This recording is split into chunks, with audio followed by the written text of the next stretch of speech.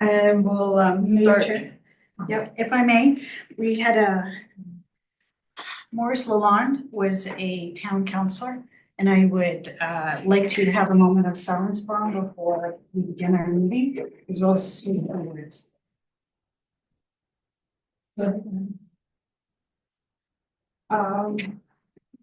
This is traditionally where you have it, right at the beginning of the meeting. But is that something? Add it to the agenda. You could just add it, well, I think do we it already before called you. it, I know we already called the meeting to order. I think we It is part of the meeting. You do it before, you do it after call and before agenda. Okay, when is it that you would, this is what I think it's you do fine. traditionally is because we have had a previous town councillor who has passed away. So I would like to have a moment of silence for him. So and it's usually done at the beginning of the meeting. So it's just a matter of semantics. You want to have it before okay. I think you could just do it. Thank you. I think it's. So Morris might have been smaller in stature, but he was a giant in our town. His friendliness, his positive attitude, his beautiful laugh and smile, his bottomless kindness, his infamous practical jokes. I personally learned the hard way not to wear a hoodie around Morris because I would find it filled with sugar packets and stir sticks when I took it off later. Morris moved to Smoky Lake in 1973 from Bonnyville with his beloved wife, life partner, and bestest friend, Marion. They raised a family of 4 here together in our community, 2 of whom still live and work in the region. Morris owned and operated multiple businesses in town, including the bakery and a laundromat, which didn't make much money, but he did this at the time because it served a need for others. Morris also served Smoky Lake in other ways. For many years, he was a school trustee, a town councillor, and a member at large on our municipal planning committee. He was a vital volunteer for victim services. All his volunteer work in our community is much too long to list here. Morris was the youngest member of the Seniors Drop-In Center, joining at the age of 34, back when it had 300 members and was open 7 days a week. He remained an integral part of the Drop-In Center until the day before he died, where he loved playing the same card game, golf, whooping it up when he won, and cursing like a sailor when he lost. My brief biography doesn't even begin to do the man justice, but I would like to take a minute of silence now to honor him.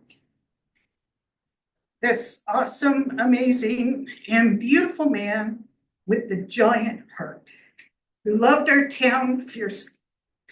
May he rest in peace, and may we celebrate Morris for the way he lived his life in Smoky Lake with laughter, lots of laughter, and with great love.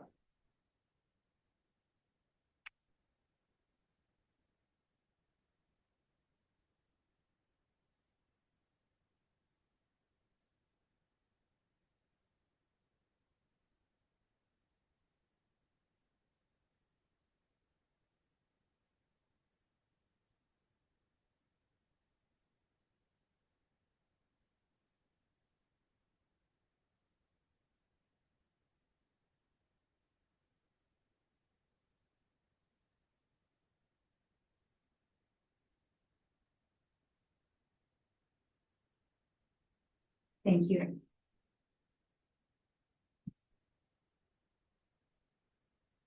All right. The agenda to the agenda. So missing the adoption of the agenda, I apologize. We'll fix that.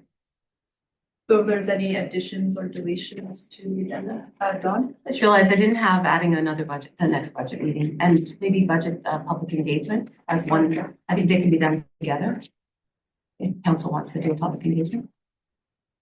You want to add it to this meeting? To or this the meeting, to budget set the meeting? date. To set the date for the next budget meeting and whether we open house to be one. So is that 7.7? Don't know. Is that where we're doing?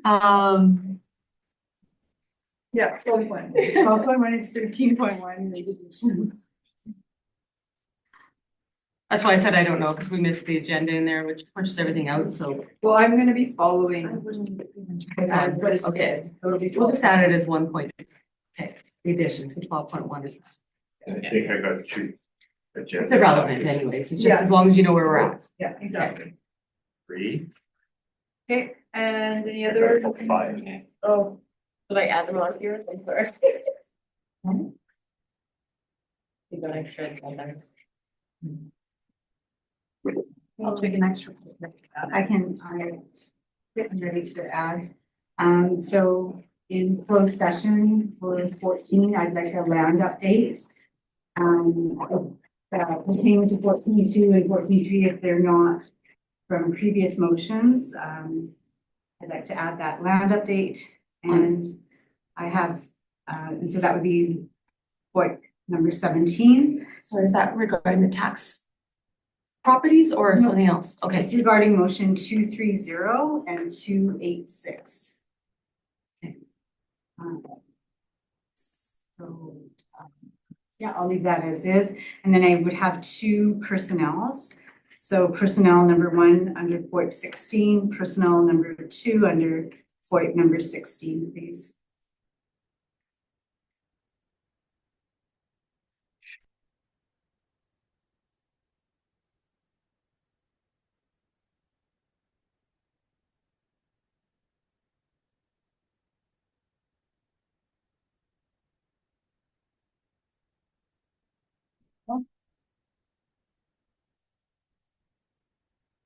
Not allowable from adopt the agenda. Carried with the additions. Carried, all in favor? Opposed, carried. 2.1, November 4th, 2024, regular council meeting minutes. I'd like to move to defer these meeting minutes to the December 16th meeting, please. Why is that? So you're questioning the motion? Or discussion is why you're. I'll speak to that later on in the meeting under the closed session, please.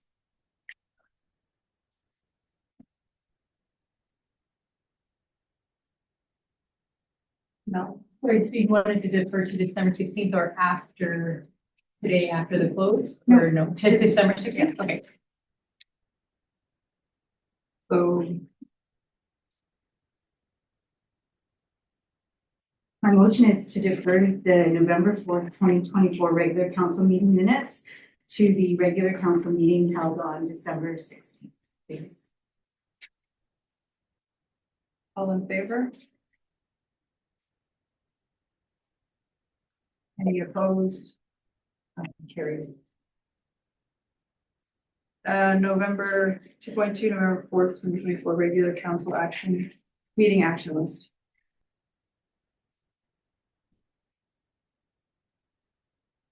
Evelyn? Well, I'll put the motion on the table first, so I'll make the motion that we adopt the November 4th, 2024 regular council meeting action list as presented with, well, I have with edits. I just have a question about motion 635, 2024. In that, on the action list, 14, page 15.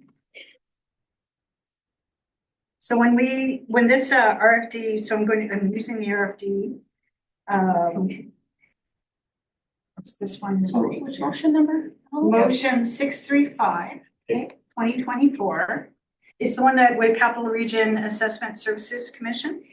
So it says that it's been completed, but part of the RFD says, administration recommends entering into another agreement with Krask to oversee ARB services. Once an agreement has been signed, Krask will advise of the clerk, chair, and panelists to be appointed by the town. So that's not on this agenda following. No, that we won't get that till probably February. That's usually in the new year. It's just once we get, they need to know who's moving forward with contracts. And then they'll send that out for all the participating municipalities, because you don't have to go with Krask. So then they'll send that information to all the participating municipalities to appoint, but we don't have that. Make sense? No? It doesn't actually. No, because we don't have that yet. We've sent them the agreement. I emailed him. I was chatting with the individual to make sure I got it clear, because I would want to make sure I have all the information. I said, so we need a motion to sign the agreement, and then you appoint your members and send that to us, for us to, each municipality to formally appoint those members as well. We said yes. Okay, well, That came from Crowns. okay, So once I get that, it'll be on the agenda, and we'll appoint those members. okay. But last time it was, reason I say February is last time it was February when we received. Sorry. Any other questions about the action? Well, because signing the agreement was completed. But the rest, that it'll be a separate motion, a separate action item for the other one, yes. Yeah, Changing. Okay, then I'll remove the as amended and just accept the action list as presented. Okay, all in favor? None opposed, so carried. 2.3, October 30th, 2024, special council meeting minutes. No? I can make a motion to accept the October 30th, 2024 special council meeting minutes. No. Actually, I can't. Can I? If you weren't there. She wasn't there. I can't, sorry. You, okay, carry on. All in favor? None opposed, okay. All right, we will move to the delegation with Mayor. Welcome back. Thank you very much for having me again. I think it's been a few months since I was here the last time. Just providing an update on some of the major projects that we're working on with the town. So the first one we're gonna talk about is something that we're gonna be wrapping up here in the next little while. It's the water loss study that we started in towards the end of 2022.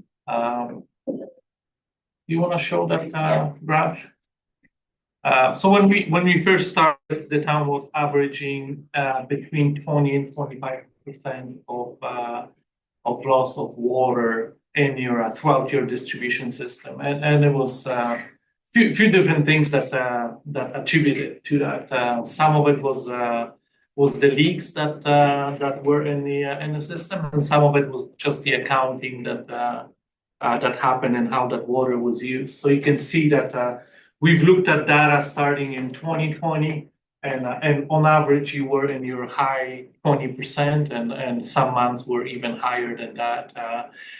When we first started looking at it, obviously we went through your accounting first, right? So we've received all of the billing information from the commission, and then we reviewed all of the billing information from the town system to make sure that we understand where that water is going to, right? And again, as we were finding issues, we would inform the administration and Public Works, and they would proactively get on top of things and start fixing the issues.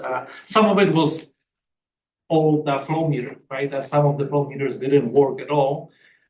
So you weren't billing your customers accordingly, right? So again, those were fixed. Some of it was actual water leaks that we're able to find, and those were fixed immediately as well.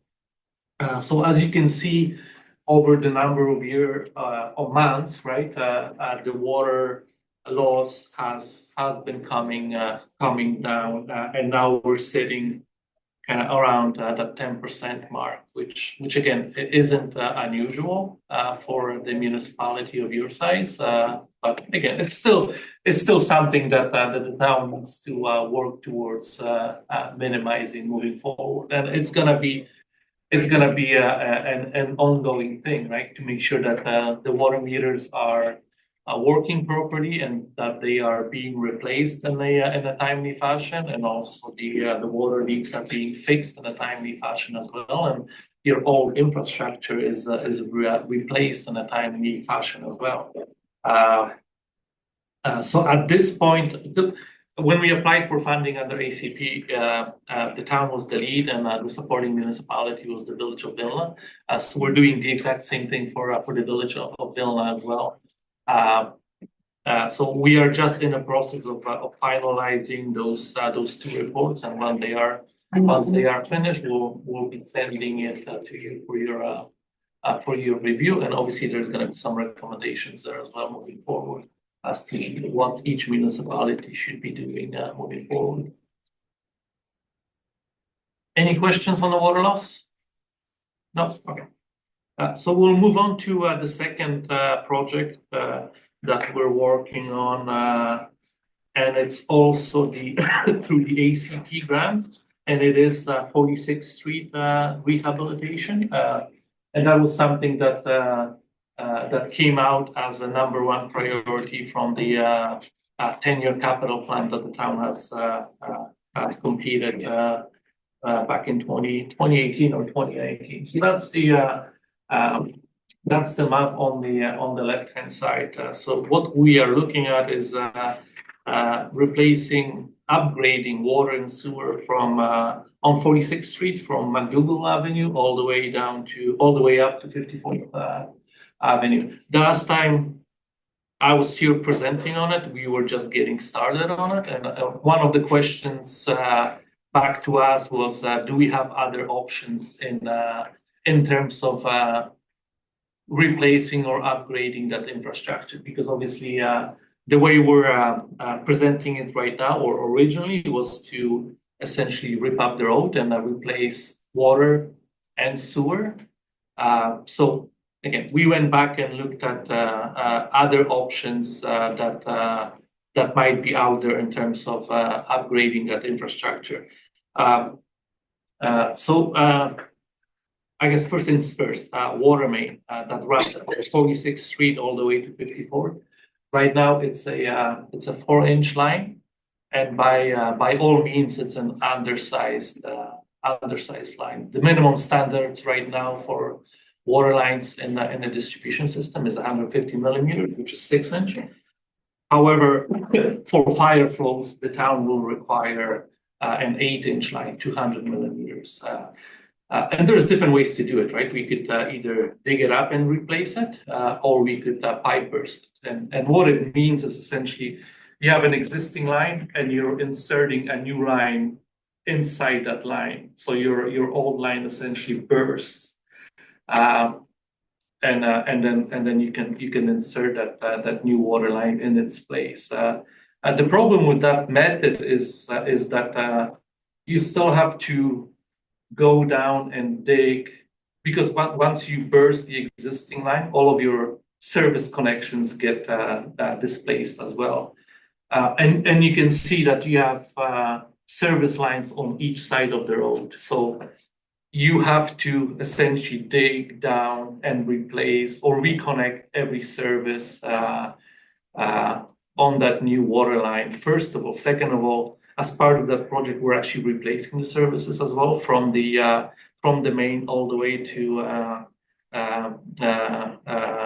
the isolation valve on the property line. So again, you're gonna be digging at each service location anyways, so you won't really have a benefit of pipe bursting and saving the road, because the road is gonna be dug up anyways. So it's more economical way to do it would be just to dig it up and replace it and then reconnect all of the services. Not really reconnect, because you're actually installing new services to the property line.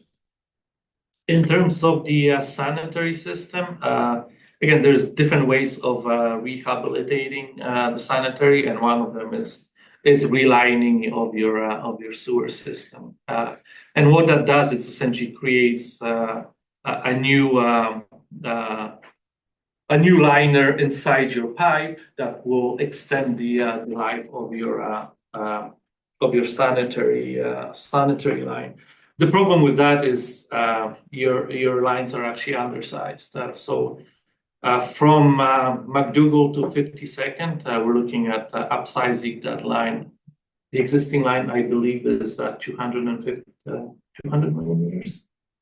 Let me just confirm that.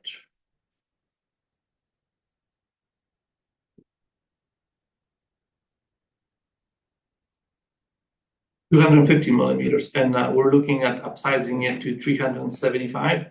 And from 52nd to 54th, we're looking at 525 millimeter diameter. So again, relining is not really an option because we do have to upsize it. What we're looking at right now is updating the water model just to confirm that if we can come down in size, especially for that section between 52nd and 54th, because obviously that will reduce the cost of construction. So that's essentially what we're doing right now. Once we have the sizing confirmed, then we can start working on the actual continue on with the design package. In terms of servicing, obviously right now all of the services are front of the house. If we were to move water and sewer into the back lane, we looked at that as well. Again, that creates an issue because now you wouldn't be able to service both sides of the road from those services. So you would either need to extend the service into the back alley from one side or the other side of the road. So again, that would create additional cost and effort. So unfortunately, it is going to be disruptive, but staying where that existing infrastructure is right now is going to be the most cost-effective way to upgrade both water and sewer at this time.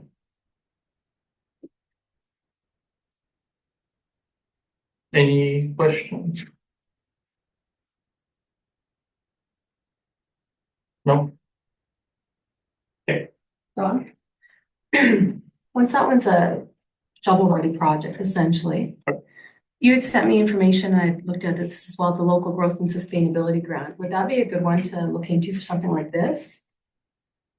Because I found we didn't fit the criteria for a lot of it, but it was aging infrastructure, we were smaller. Correct, I yeah. wondered if that might be a potential.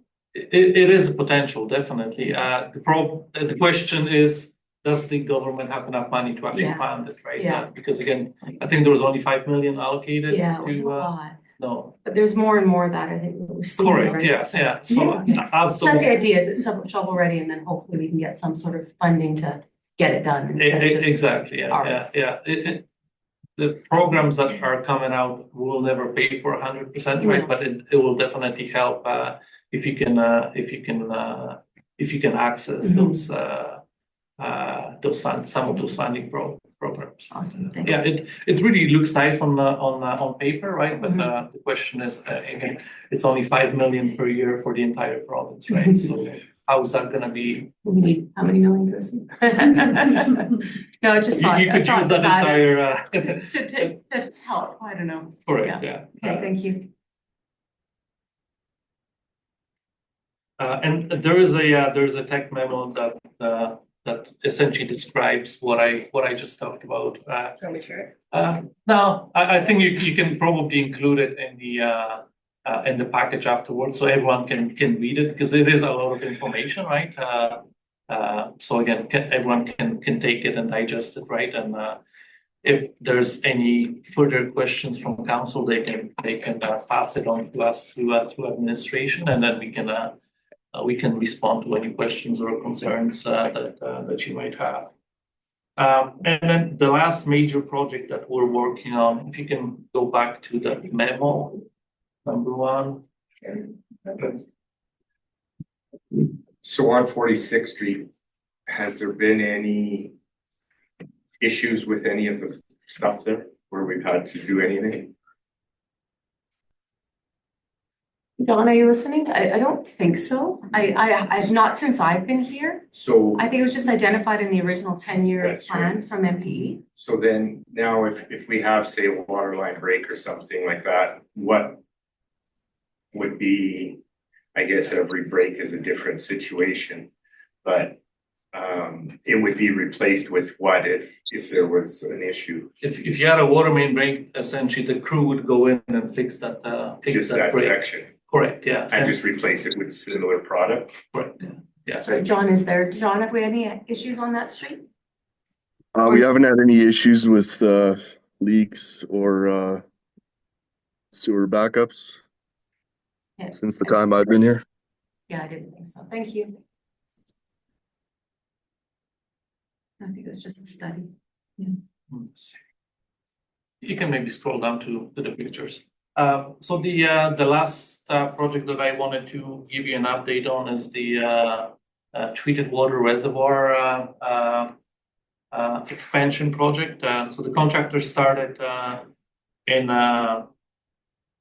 late July, a little bit later than what we had anticipated, and so far they prepped the site. They poured the concrete slab for the new tank. They've installed some of the interconnecting piping. They've installed the meter vault as well, and the place where some of the valving is gonna go, as well as your flow meter. And then moving forward, they're gonna be mobilizing on site, I think the following week, to start assembling the actual structure for the new reservoir. So you know what? Maybe go back to the first picture, and then I can talk about yeah. So this is just essentially just the site prep when the contractor first started working. They stripped all of the topsoil and then started excavating for the new tank.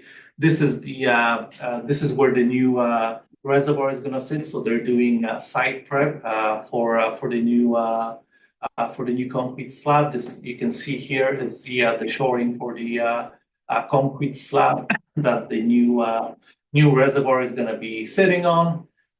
This is concrete being cured right now, so it's all insulated and it didn't have to be heated because the temperature was still warm enough, and you can see them working on some of the interconnecting piping. This is just a different view of that. So this is the meter vault where the new flow meter on the line leaving the reservoir and heading into the distribution system is going to be located. Yeah, and that's about it. So moving forward, like I said, they're mobilizing to site, I think on December 6th, if I'm not mistaken. Yeah, December 6th to start assembling the tank. They're hoping to have it completed before the end of January. Once the tank is complete, they'll fill it and do a water test, leakage test, sorry, to make sure that there's no leaks. If everything checks, they're gonna insulate it and then commission the water tank. And right now they're also working on some of the interconnecting piping that they're required to do. And one of those locations is just outside of the reservoir, where there is a cluster of pipes, old pipes that were all interconnected from when the town still used produce their own water coming from the old water treatment plant, and either filling the reservoir or supplying the town with treated water. The town has had issues with that piping in the past. There is a visible water leak in there, so we will be abandoning a lot of that and then just reconnecting the new distribution pipe downstream of that. Unfortunately, all that pipe is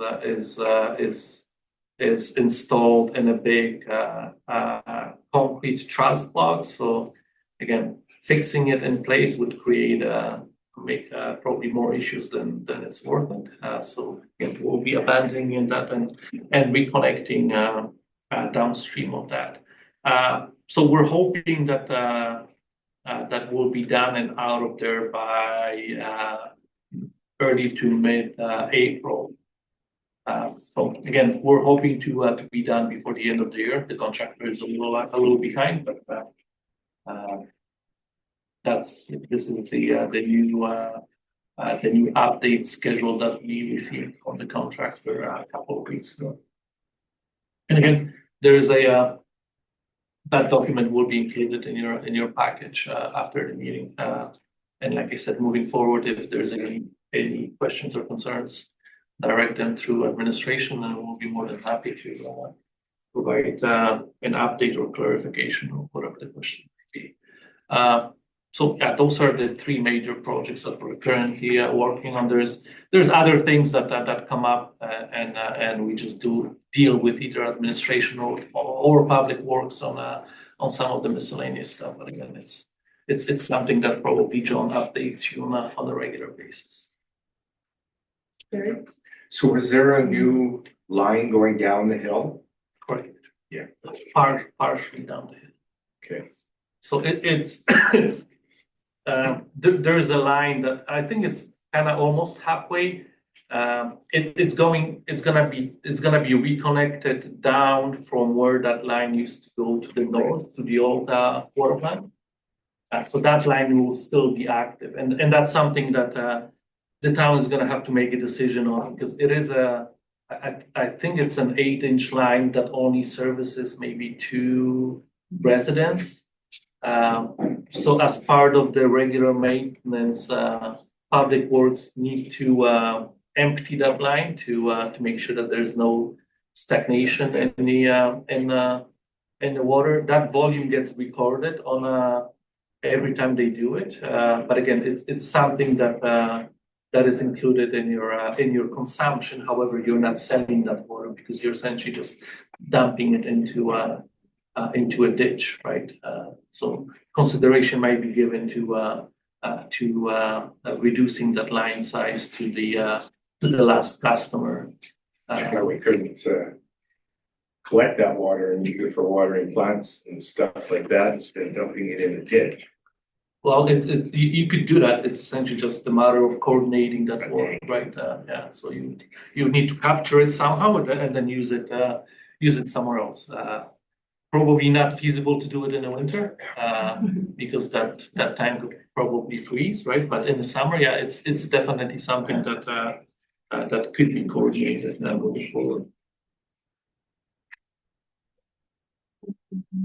Any other questions, concerns?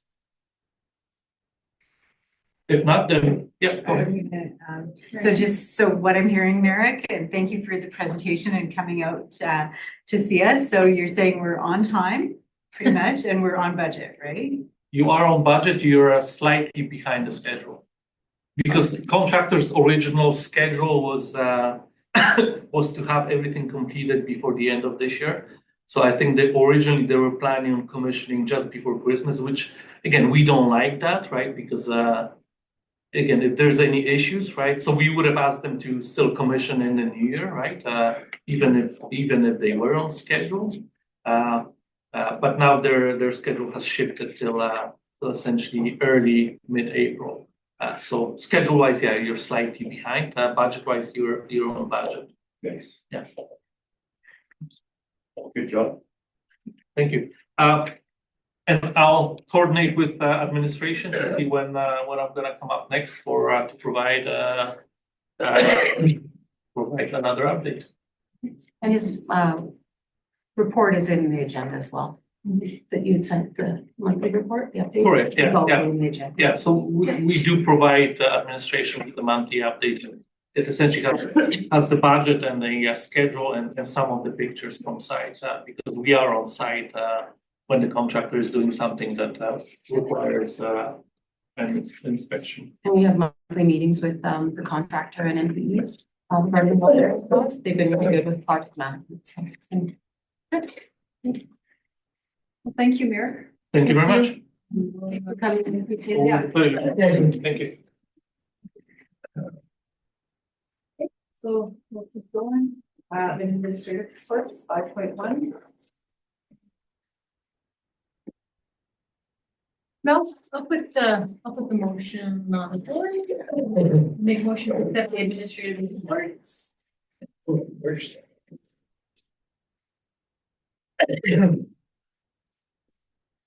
Just in terms of the discussion, thank you, the reports are great, and thank you again, God save Larry. So I just noticed that we have all the reports, but we don't have the administration report. Well, I started putting some things with administration, but then I kind of just merged them more with mine because with the office, administration is me and my department, right? And then also the office, but the office is day to day.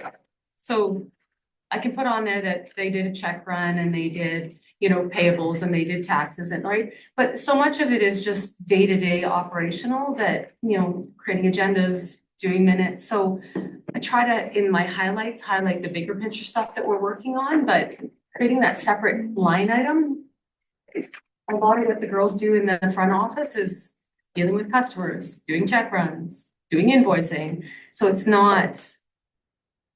hard to identify something beyond the day-to-day operational in there, unless something bigger is happening, and then I try to capture it in mine. I could change mine. I think that would be almost more effective, is change mine to administration. So previous to that, when we did receive them, there was the, if there was new staff or there was onboarding or things like. So I have that, new municipal intern starting and development officer.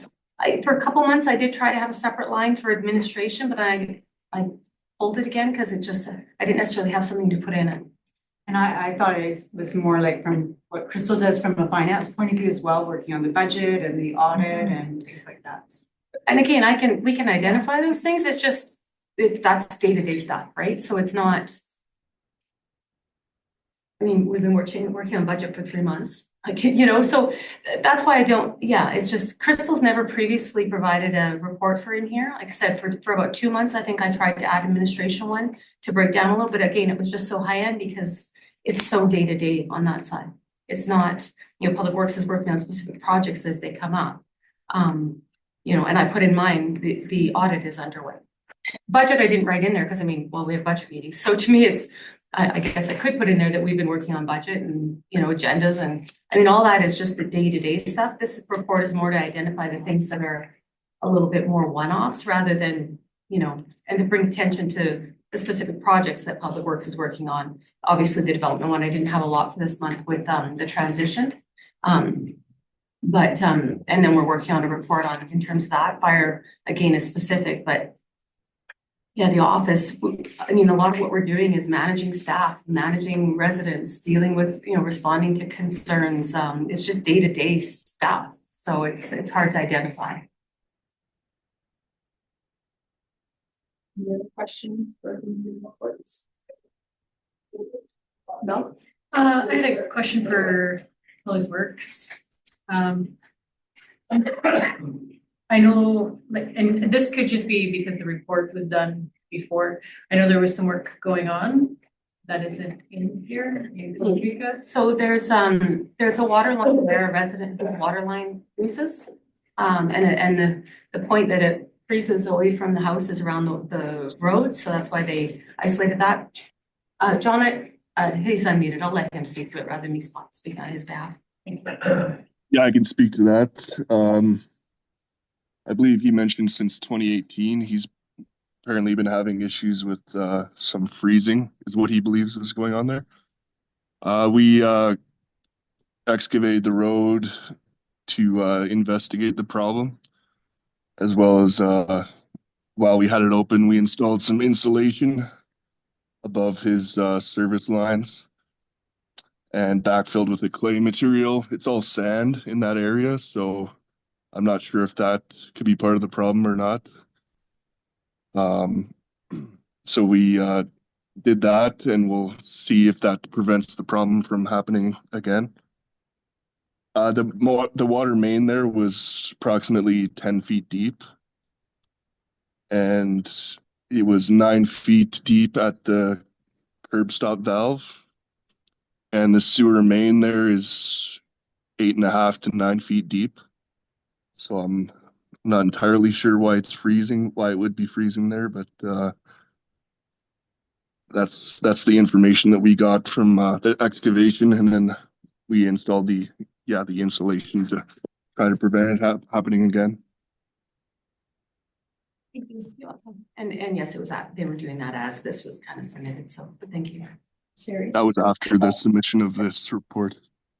Thanks, John. Thanks, John. Have you inquired about, for the sewer freezing, we can do a heat trace on the inside? Have we looked at that yet?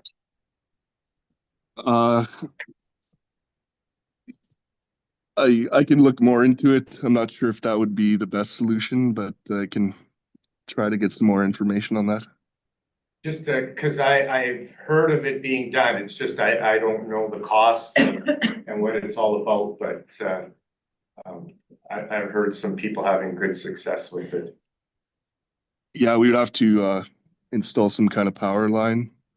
I'm not sure what that servicing would look like. And then it would be a constant use of energy. So I can talk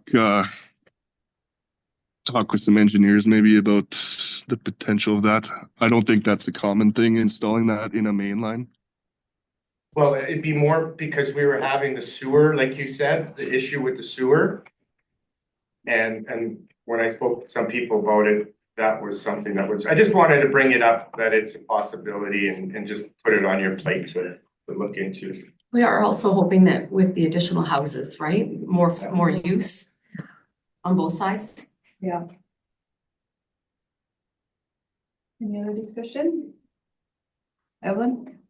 I just wanted to say a huge thank you for getting those Métis flags up on the quarter, in time for Métis for the proclamation, so thank you for getting that done. And then just to follow up on the email that I sent to you, I asked you to add something as a budget item, but you said it was not a budget item, and that was, Yeah, that it could be drainage? done under operations. So you were gonna So- talk to John about that, so I was just wondering if there's an update on that. Well, I was asking if the resident had complained, so we can follow up the resident to find out what the exact issues are, or if it's just something you saw and identified, so. It's actually a middle clean. That's something that, yes, I have identified, but I identified it because the resident didn't speak to So if me. you could pass on the resident contact information, John will follow up with them. It's on our list to take a look at, just so we know what their concerns are and stuff. I didn't have the contact information, Okay. you do other. Okay. So I can provide you with his name, Okay. his location and so on. Okay. So again, no, this is not, I know this is operations, but that's why when it was identified, it was something that has already been before this council before. Oh, Apparently, that's why I was asking for Not since previous I've been here. motions. I don't think. it's About been it? since I've been I here. thought that you do, Has it? yeah, Terry actually I probably. was just gonna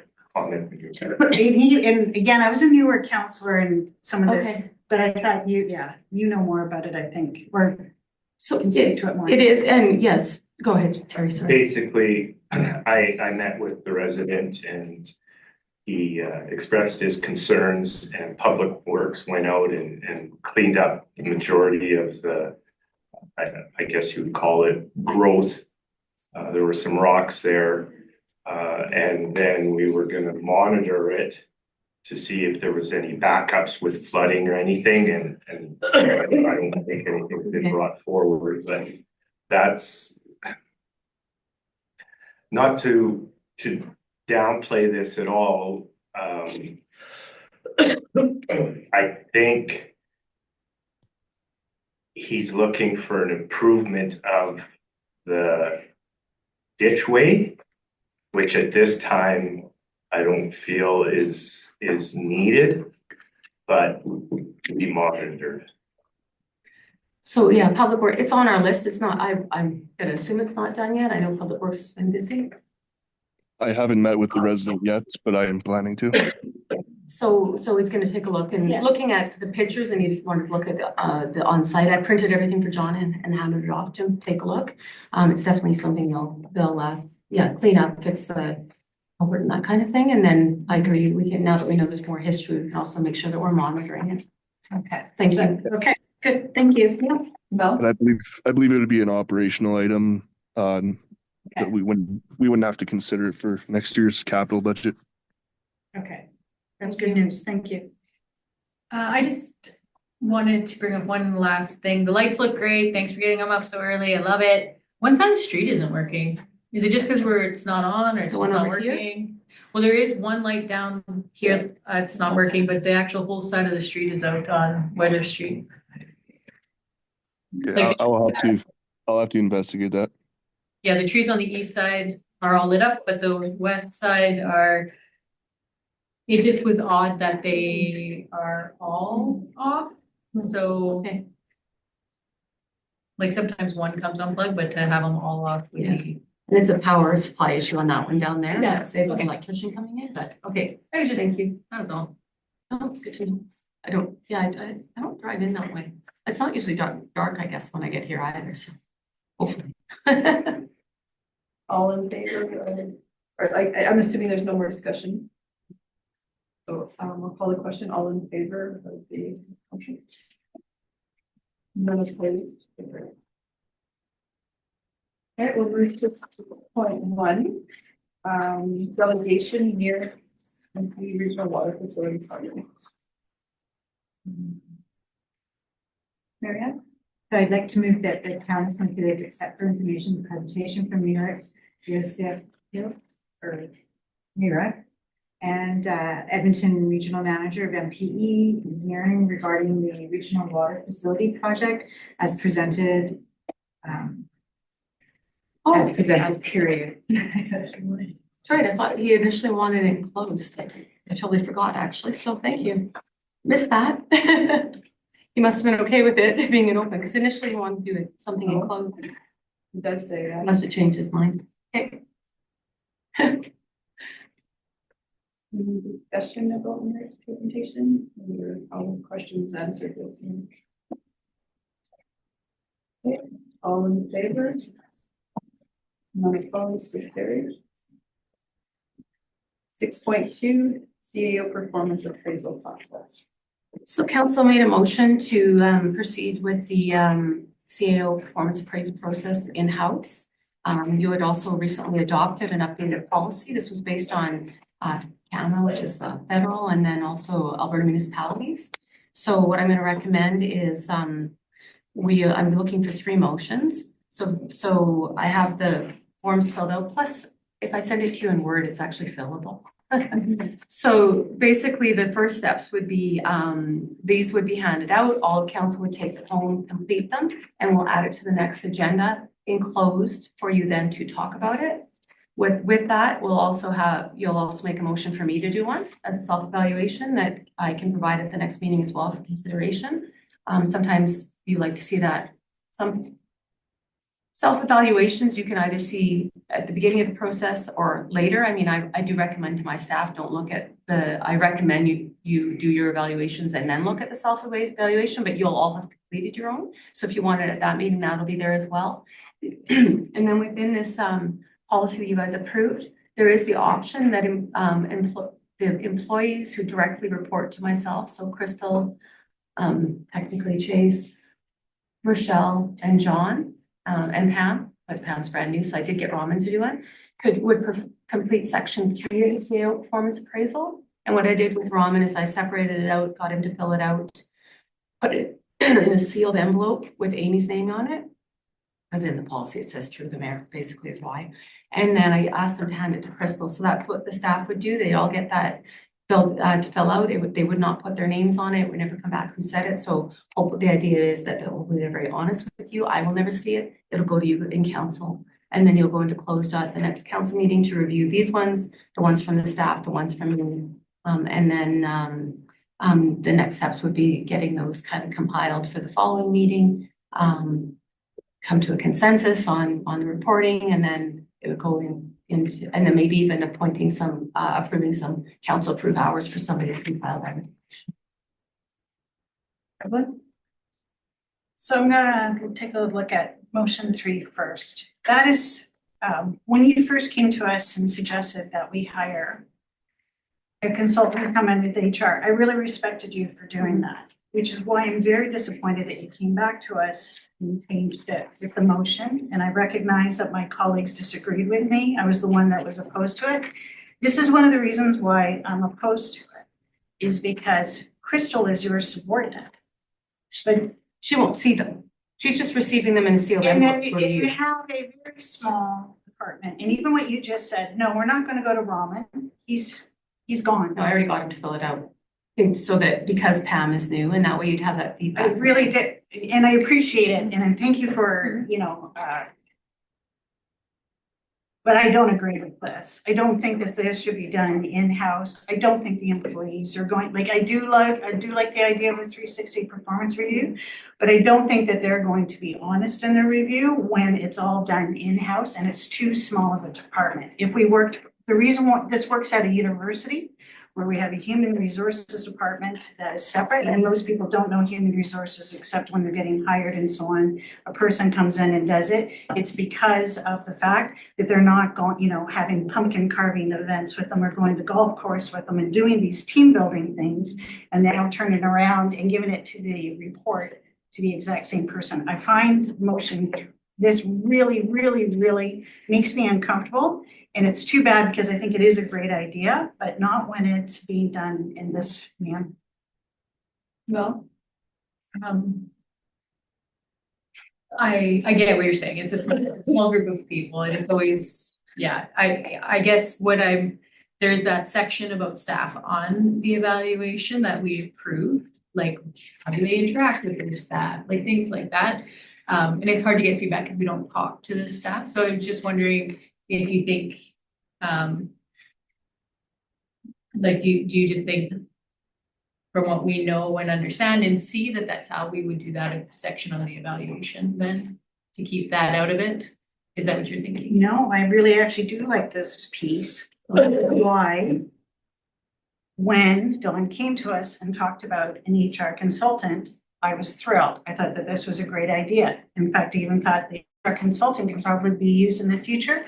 Because personally, I'm not comfortable with Rochelle, who is the director of FCSS, filling in with a human resources as well. And I think it works really well when you have a separate person, especially somebody that does not work in the building, someone that is not a colleague, someone that's not going to team building exercises and doing whatever it is that we do. It is a stranger. And that is because it loans itself to being much more objective rather than subjective. Just to clarify, Rochelle does a tiny bit of my HR. I do most of it. And I did my major with my management degree was organizational behavior and HR. So she's only doing, she's assisting with interviews and hiring. And I also find that in my experience, it's important to have a person that staff know that they can go to that's not me or not their direct report. So she's also that person. It hasn't been used often, partly because we are small. But yeah, just to clarify, she's not HR. She definitely assist with HR, but yeah. So this policy and I have a with this post-degree certificate in human resources management, and I used to do this professionally. So I do appreciate your comments when you say that, but yes, it's not that I have taken the courses as well too. I can write the CHRP professional designation as well. Oh, it's So fine. I do know what I'm talking about when I hire full-time HR. You can jump on board. Sorry, if I can also, sorry, go ahead. Never mind. I was just trying to come to I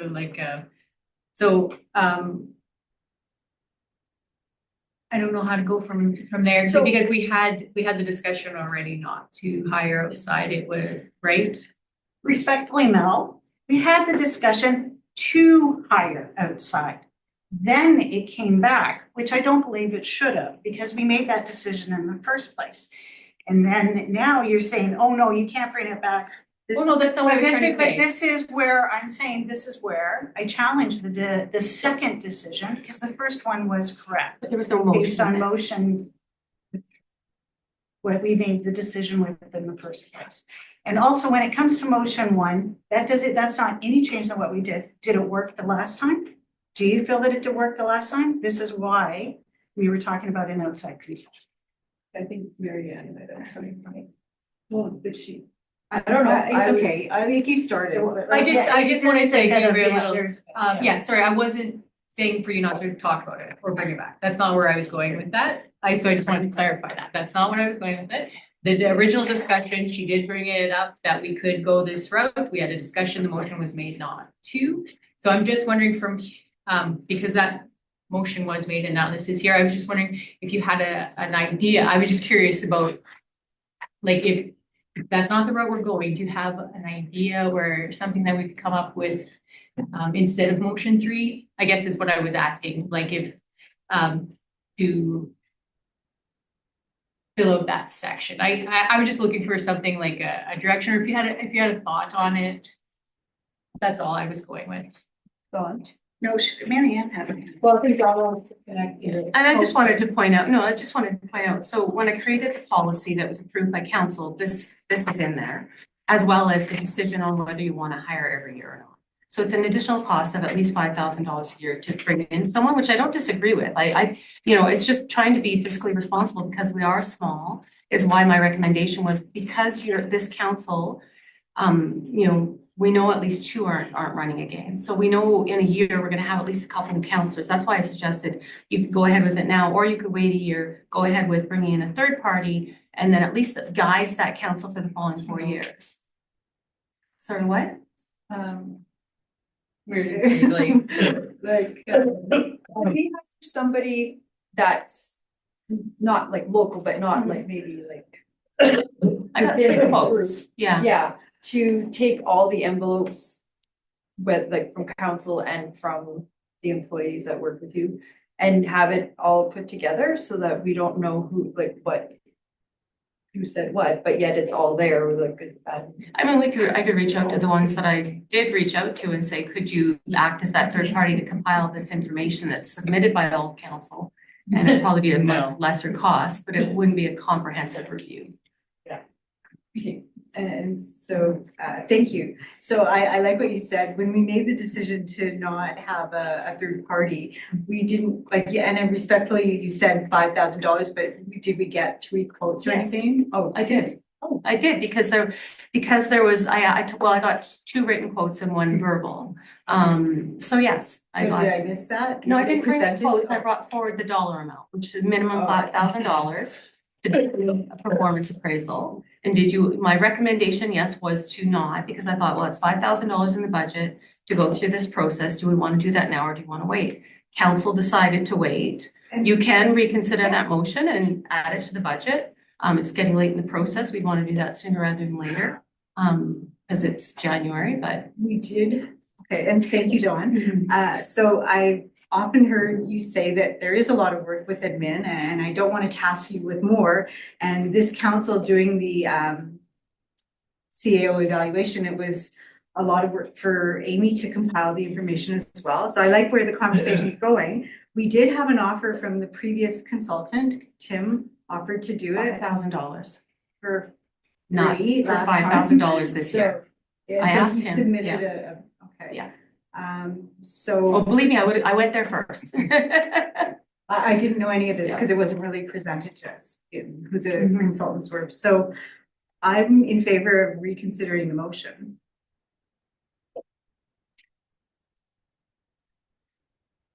Say the motion to hire a third party to do what? Sorry, At what point, Terry? so this third party person will just do a compiling of the data that we give him or her. They're not gonna come in and shadow somebody for a period of time to see, right? So the bulk of the work is gonna be done by us anyway. If we could hire an independent local contractor for a couple hours to compile everything. You have to be careful with that though, because my I know, information's I going know, protected, so you couldn't use yeah. local. No, that's. And I agree with that. yeah, so that's another discussion with Dawn. And to speak to that, I didn't think it was fair that Amy would have to do everything. Well, that's what right? I mean, and that's where I like that idea of everybody submits their appraisal to one person and that person just does the tally and gives us the results. No. Dawn also did mention about, like, you could pay somebody for the time to do it also, right? It could be anonymous, 100% anonymous. And added up numbers and real clinical, is an option as well, and I don't know, then it is still somebody in this room, so that would get rid of the FOIA protected issue, but And you could allocate a certain number of council Council hours for approved one of the councilors hours to for- compile the data. and it would just be data. It would not be personal, it'd be putting all the notes, putting all the numbers. But I also remember what it was like 3 years ago. So respectfully, I'm going to disagree with another point that you made. This is actually something that our council should do for the next council so that they don't run into the same problems that we have consistently run into on an annual basis since we got elected.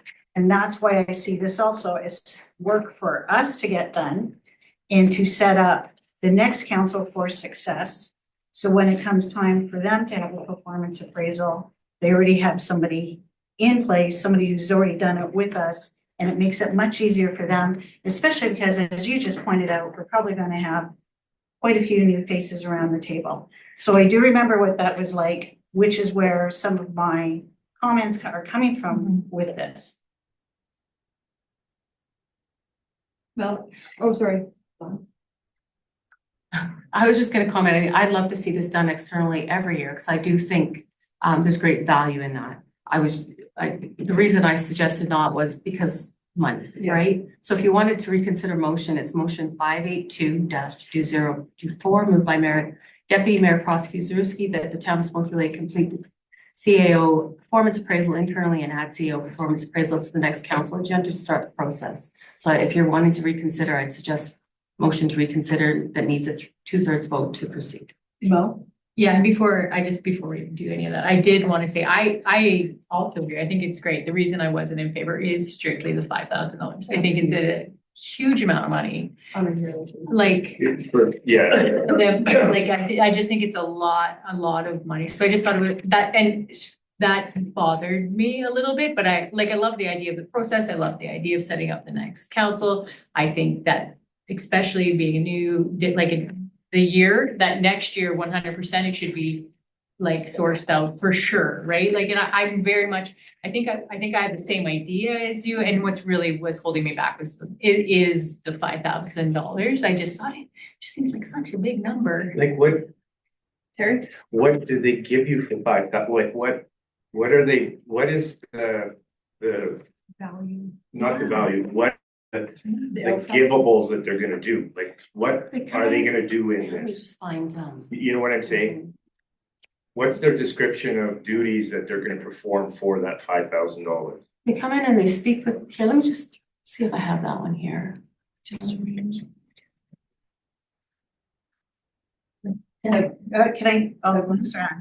So this is an issue that comes before the Small Communities Committee, Alberta municipalities, we've been talking about it. CAOs are averaging 1.8 years in municipalities. And it's often because of exactly what we're talking about, that you have 5 or 7 or 9 different people who have all different opinions, and a lot of councils get very split. I remember when we did our strategic plan with Sherry Ann. I also remember when we did our CAO hiring, we had Tim, and it worked really well because Tim was the adult in the room. The 5 of us behaved better. It wasn't so much infighting with one another. And we had Tim because he helped coach us through the process. And certain, we would have a certain thought, a view in mind, and then he would answer our questions, and then he helped bring us to consensus. But it was because, in a way, he was the replacement for the what we use a CAO in everyday life, or like in everyday council life. That consultant helped us do in the absence of our CAO. So that's what this consultant would do. And again, this consultant, if we did set it up, would have that consistency. So again, in a way, that consultant would come in and teach the new, or whoever is around the table, to do this as well. Because I think admittedly some people just don't have this kind of experience when it comes to performance evaluations. I also want to point out with the 5,000 that is so cheap in comparison to what I alluded to earlier, where we have, again, seen right across Alberta, CAOs going around 1.8 years, which is what the average is. So this is my way of recognizing a trend that is all across Alberta, which is why I was so impressed with our CAO when she came forward and suggested this, because this is a way to clear through the mud, to go forward, protects our CAO as well as protecting us and making for a better working relationship by doing this on an annual basis. Marianne? I think, okay, and thank you for saying that, but I think we need to seek, what Dawn said in terms of governance. Are we revisiting this? So are we going to have, are we going to reconsider, defeated motion 582 that I made previously? Is that, Sorry. we didn't have a motion on the table to, we have a defeated motion? No, we have, No, we don't No, have there's that, been no motion, right? but we could. you have a motion to do the We're talking about. CAO appraisal internally.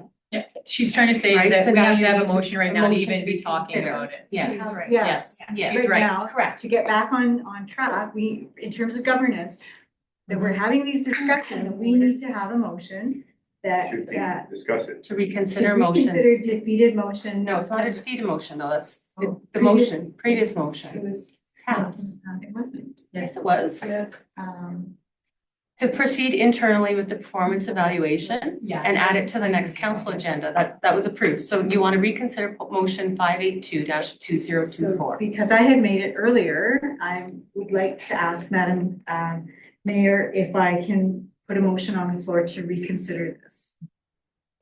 So then if we vote to consider it, then we can. You need four, is to technically 3.33, I think. Well, I'm is considering two-thirds. we're even talking about something that is not. We've all been talking about it, so make the motion, yeah. And then Close the door. but then, what's, I guess, what has to be made clear is if it's being reconsidered, if it doesn't get passed, like, so if we don't agree, then we continue on with. Then I hand these out. Right. So. Okay, I think that's the only way to do it, right? Yeah. Yeah, Okay, so is that what you recommend, Dawn? Yeah, but you're right. We should have made the motion earlier, but yes, yeah, reconsider that motion and then. Yeah. So I So would, it's, yeah, the procedural bylaw is 2/3 vote, which is 3.33, so I think you everyone agreed with 4. That's what we've normally done, Before, yeah. yeah. so I'd like to move at this time that the town of Smoky Lake reconsider motion 582. And I'd ask for a recorded vote, please. All in favor?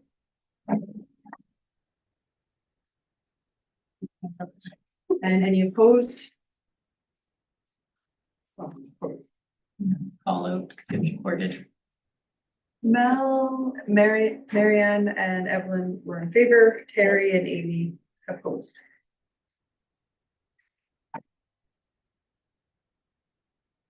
Okay, so then we move, the motions are. So now we get the handout and carry on. Yeah, Well, we need the 3 motions, if you're okay with those 3 motions that I made. That I wrote for recommendations. okay.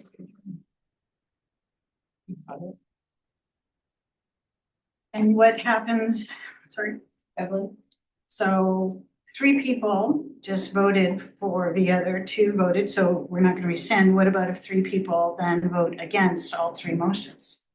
Then you go against the MJ and I don't have a performance review this year. Well, no, you need a 3-2 vote to, you're right. So then if they're defeated, if it's 2-3, then you're at a standstill. So we can start putting these motions on the table, the same 3 people vote against it If they do, yeah, and defeats it, then you go against the MJ and there's no performance review. well. You're gonna, Right? that's a little bit traumatic. Well, but if we can't, if we're not hiring externally and we're not proceeding internally is what I'm saying, then you're not getting a performance review. Carrie, I'll move that Town of Smoky Lake Council complete a chief executive or administrative officer performance appraisal form individually and bring it back to the next council meeting for decision. all in favor? Any opposed? Carried. Motion 2. Evelyn? No. Terry? I'll move the Town of Smoky Lake Chief Administrative Officer complete a self-evaluation and bring back to the next county meeting for council's review. All in favor? Any opposed? Carried. Carried. I'll move that the Town of Smoky Lake request that the employees who directly report to the Chief Administrative Officer confidentially complete section 3 of the CAO performance appraisal form and return it to Assistant CAO. Yes, sealed envelope to be provided to council at the next meeting for review. Reported vote, please. Can I have some, I'd like a little discussion around this Okay. one then.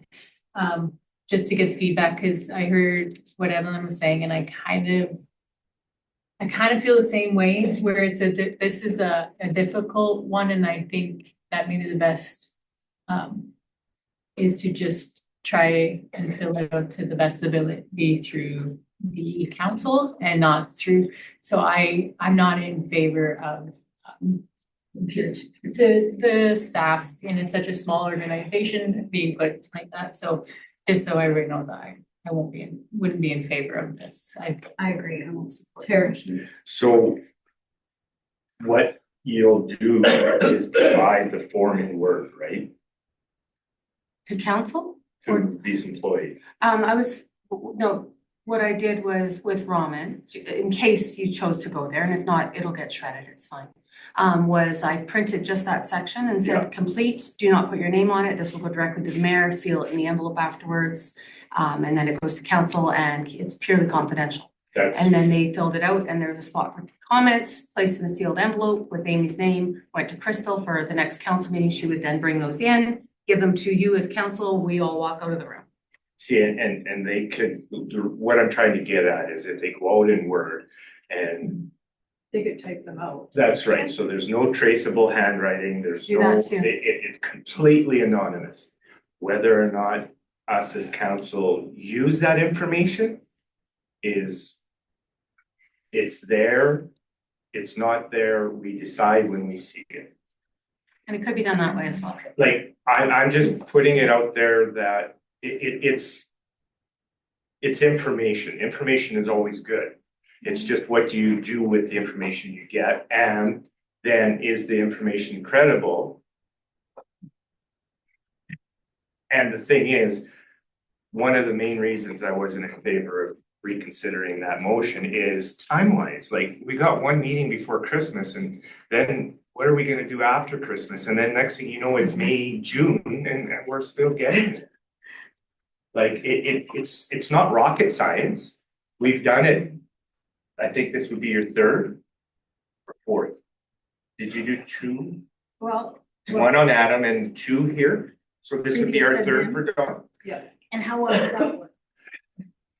We're still here today, continuing on. It didn't work well, and that is, it didn't work well, which is why we came back to us to change how we did it, and when we were on the cusp of doing something good, now we're going to go back and say, let's just do it the exact same way we did. Which didn't work before. If I could weigh in, so I see the merit of both sides, and I get what you're saying, and I'm willing to try it. What's the hurt, or what's the harm gonna come? Let's try it, and stay the path. Oh, I've already called, if the motion's there, I already asked for everybody to vote, so. I did that discussion. Okay, we'll call the question, all in favor? Okay, any opposed? No. Okay. So, no. So then, we'll just continue with, like, do the first two and then. So we've got the printed ones for you if you'd like them, and then I can also email it out, like said in Word, and that way it's actually completed on there, which is nice too. Yeah, okay. All right, Terry? You did it right? Okay, I'll call recess 2:16. Thank you. So with all due respect, why don't you guys do your job under the MGA, not rocket science, work with your CEO, and that's the whole point. The deficiencies, you work to find improvements on both sides of the picture. Guys, this is unbelievable. Do your job. MGA clearly states what you gotta do. I think we all have to be respectful. You are- Just because you say with all due respect doesn't make it respectful.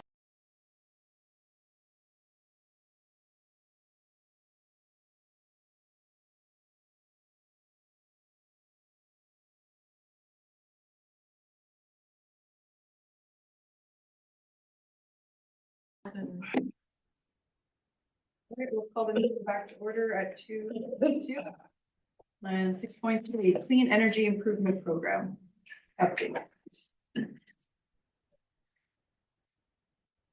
So this was by request of Councillor Coates for an update, so the grant, the bylaw I sent off to, the CEIP, to Alberta municipalities, they said that it'd be about 3 weeks if I get it back. And then I'll bring it to the December meeting, and we should get, hopefully placed on a cohort, they call them, in the near future. She didn't really give a timeline on how long it would take to get going. I believe the Tabor one started before I left there, but I could be wrong. So some of them do take quite a while. All right. Any discussion, Evelyn? So that's great news, but I'm kind of confused by this. So because were we not waiting for them to get back to us, and they weren't getting back to us, so which is why you contacted them. Now you quickly gave them a bylaw? No, we knew we had to do a bylaw. We weren't waiting to hear back. Well, we were waiting to move forward on cohorts and whatnot. So but we had emailed them. And then when she emailed us back, she said, actually, we need your bylaw. So then I drew up the bylaw and sent her a draft of the bylaw right after you sent the email, I guess, to make sure that that wasn't holding us up. So now we should get the next steps. I think it was a bit of a miscommunication there, so I apologize. But yeah, so hopefully it gets moved forward soon. And now that that's in, and like I said, I'll bring it to the next council meeting for approval. And then hopefully between the time we notified them and the fact that we got our bylaw and they'll get it going. So, but definitely a little bit of breakdown communication there, I think so. So Because we were waiting for them to put us in a cohort, apparently they wanted our bylaws. So. Yes, that's what, Yeah. okay, so Yes. thank you for clarifying Yes. that. So that, because we've been waiting on this since quite a few years now. Right. Again, it kind of sounds like myself, this is back when I was new on council.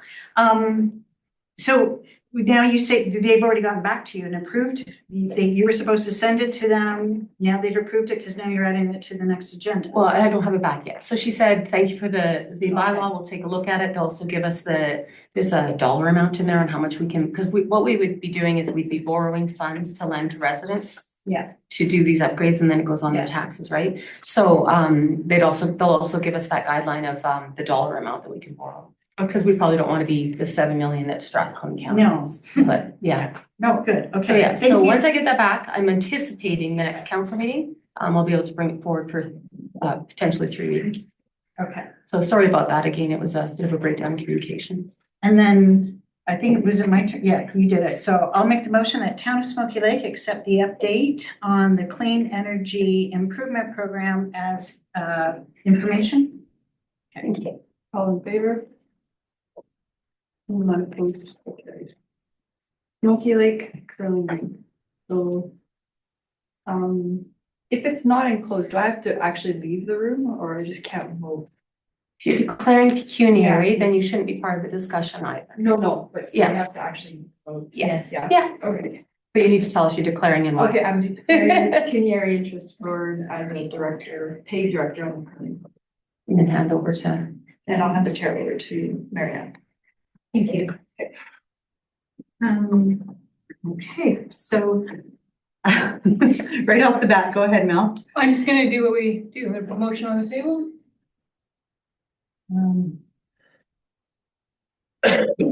Motions are pretty well the same. Yeah, I was like, I'm gonna make a motion that Town of Smoky Lake acknowledge that the Smoky Lake Curling Club is not interested in any follow-up meetings regarding the business matter referring to in motion 178/2024.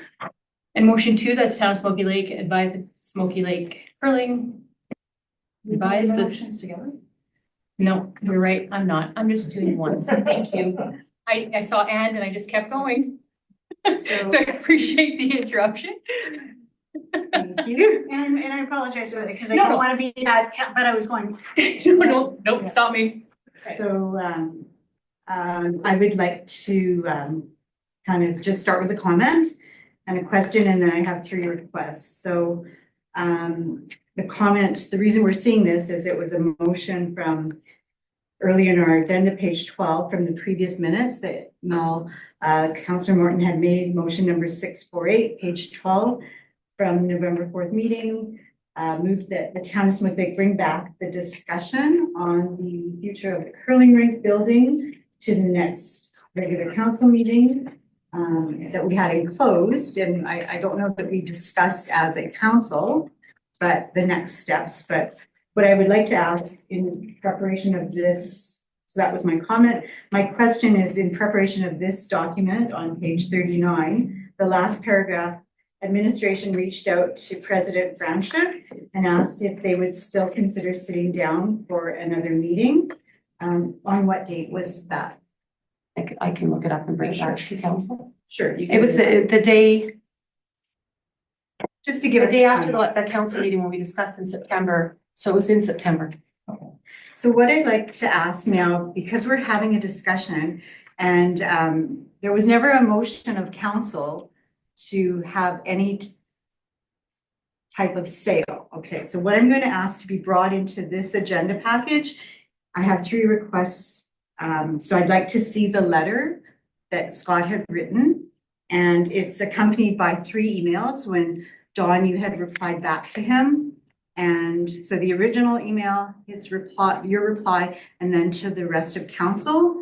And at this time, this council has never reviewed the lease. So I would like to have the lease of the curling rink brought back to us at this time. And then I have a plan to move forward. So if you need a 2-minute recess, I'm fine too. I'm gonna need more than a 2-minute recess to find all this information. Do you want to defer this to the next council meeting?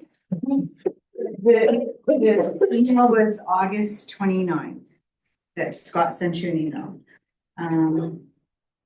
Okay, we can continue on the discussion. It's important, I think it's important because we're talking about things.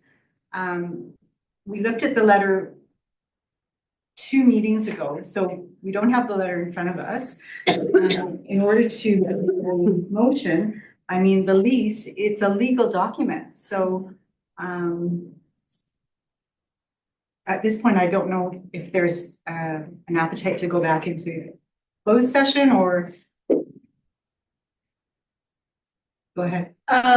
So the motion to bring it to this meeting, was my intention to not have things in, like, I'd like to just have the discussion in open unless there is something that is, like, if there's something that you want to talk about that needs to go in closed, and I don't know about, then okay, but,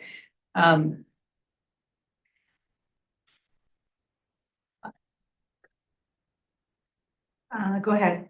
I just want to point out that we do have a motion on the table right now, so can we clean that up before? And that is, or is that you would rather not call the question because part of what you want to discuss affects motion number 1? I think motion 2 is the. I think we can, unless there's any more discussion, I think we can vote on motion number 1. And Or withdraw it. No, I have a motion on the table, yeah.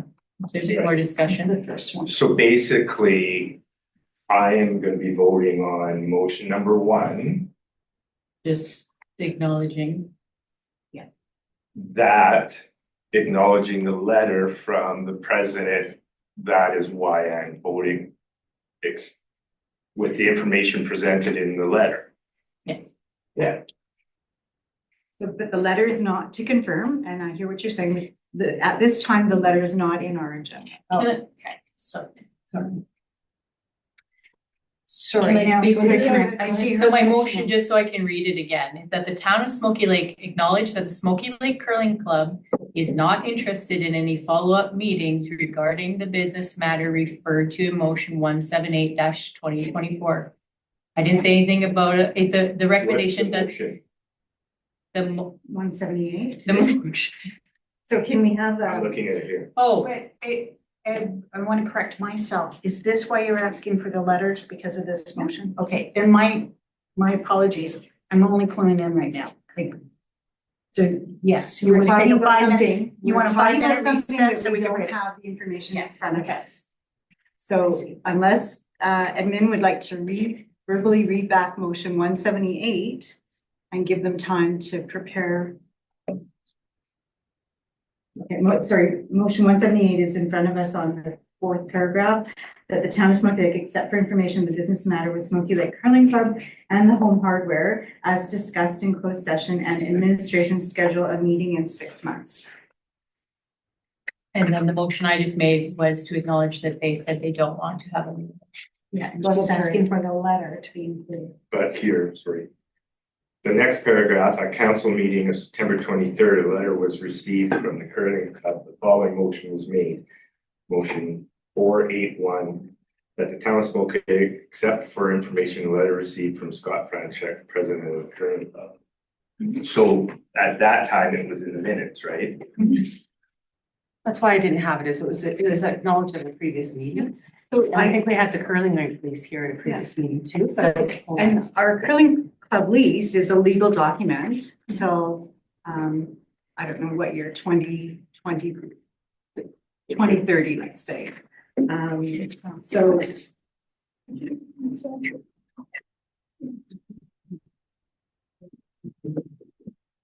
I need food steps. So I'm gonna call the question on the motion that Mel has, and all in favor? Okay, motion carried. Any opposed? Sorry, motion carried. So if there's motion that someone would like to go into camera or closed session to further discuss, Under which point? I'm gonna go Not sure what's towards being discussed. 17. You would like to go Sorry. into closed? Yeah, let's go. I'm gonna move that we go into closed session, and it's Section, that's personnel, section 17. 16, the third party. Sorry, I can look it up. It'd be great if we had a cheat sheet in here.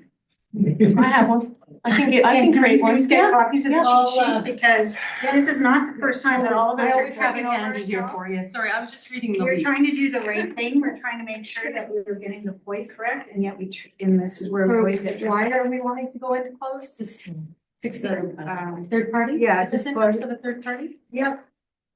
For section 16, disclosure harmful to business interests of a third party. So all in favor? Okay, motion carried. So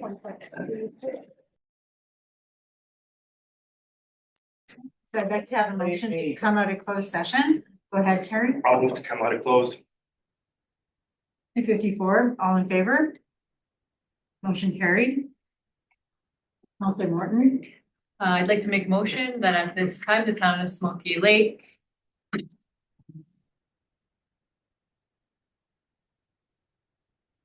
will not consider selling the town building used for the curling club located at 57 Whiter Street.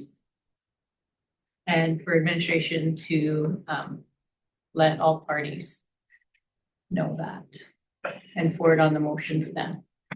Any more discussion? I'd like a recorded vote, please. Recorded vote, all in favor? In favor is Counselor Makwaychuk, Deputy Mayor Potsky-Zruski, and Counselor Morton. Any opposed? Counselor, one opposed. Opposed. Motion carried. Oh, no, that's it. So you can bring it. You need that.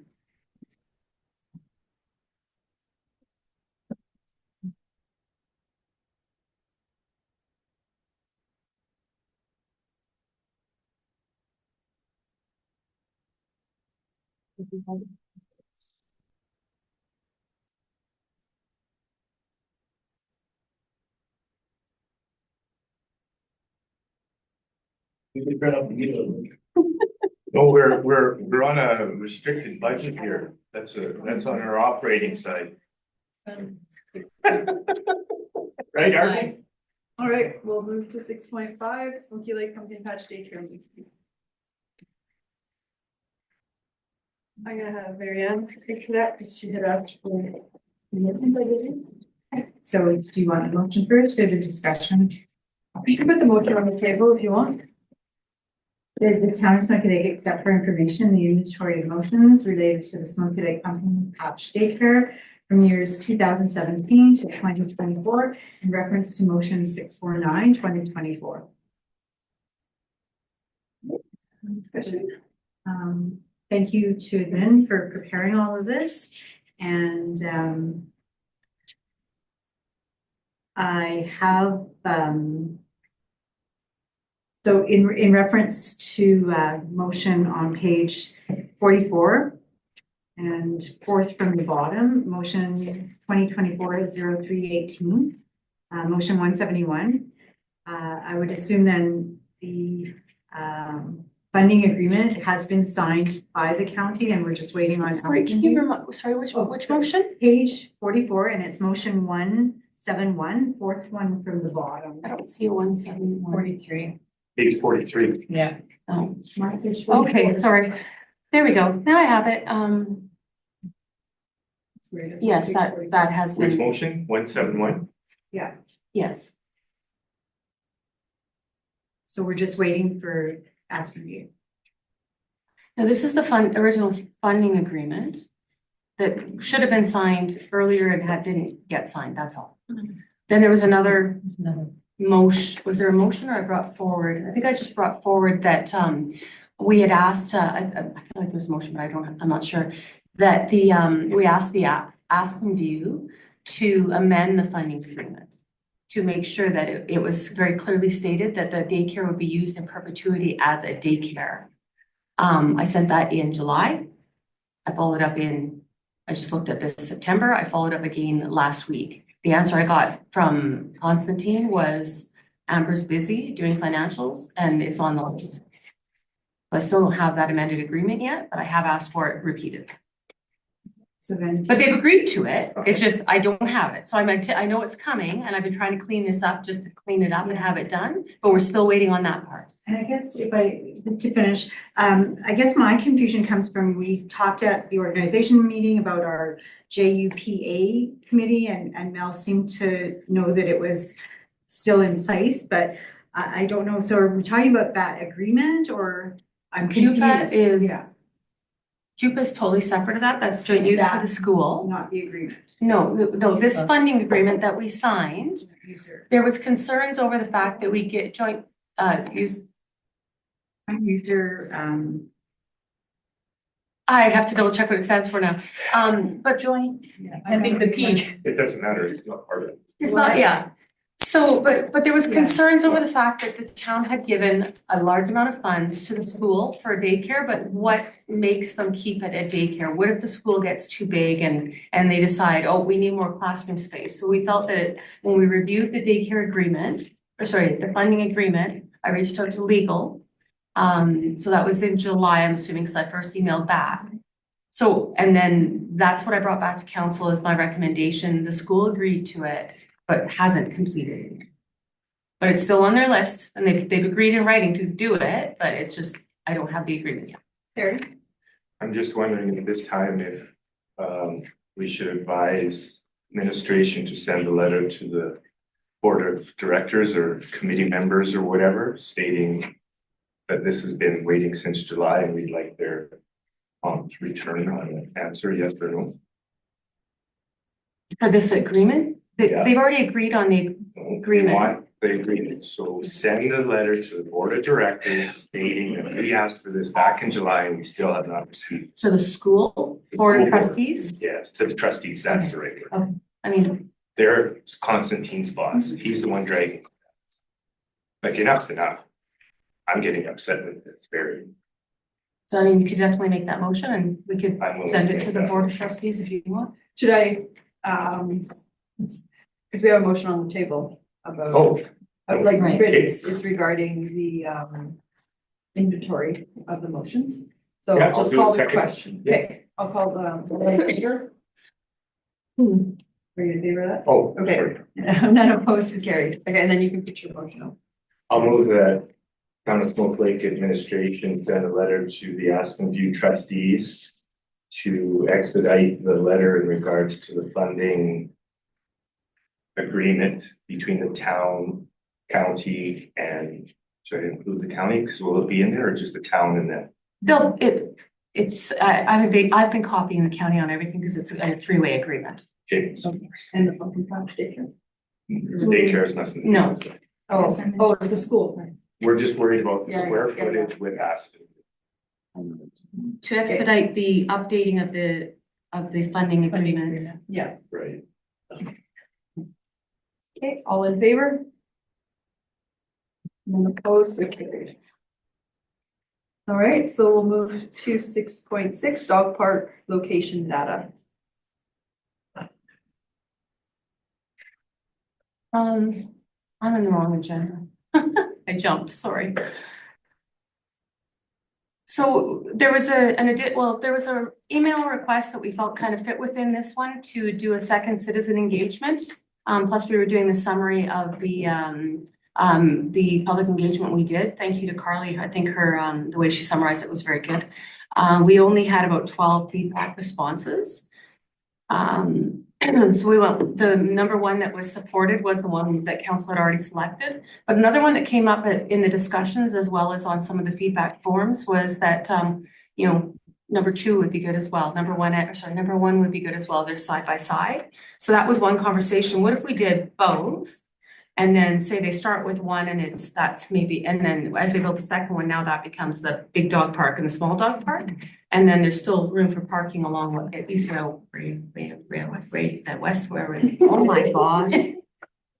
Along the drive there.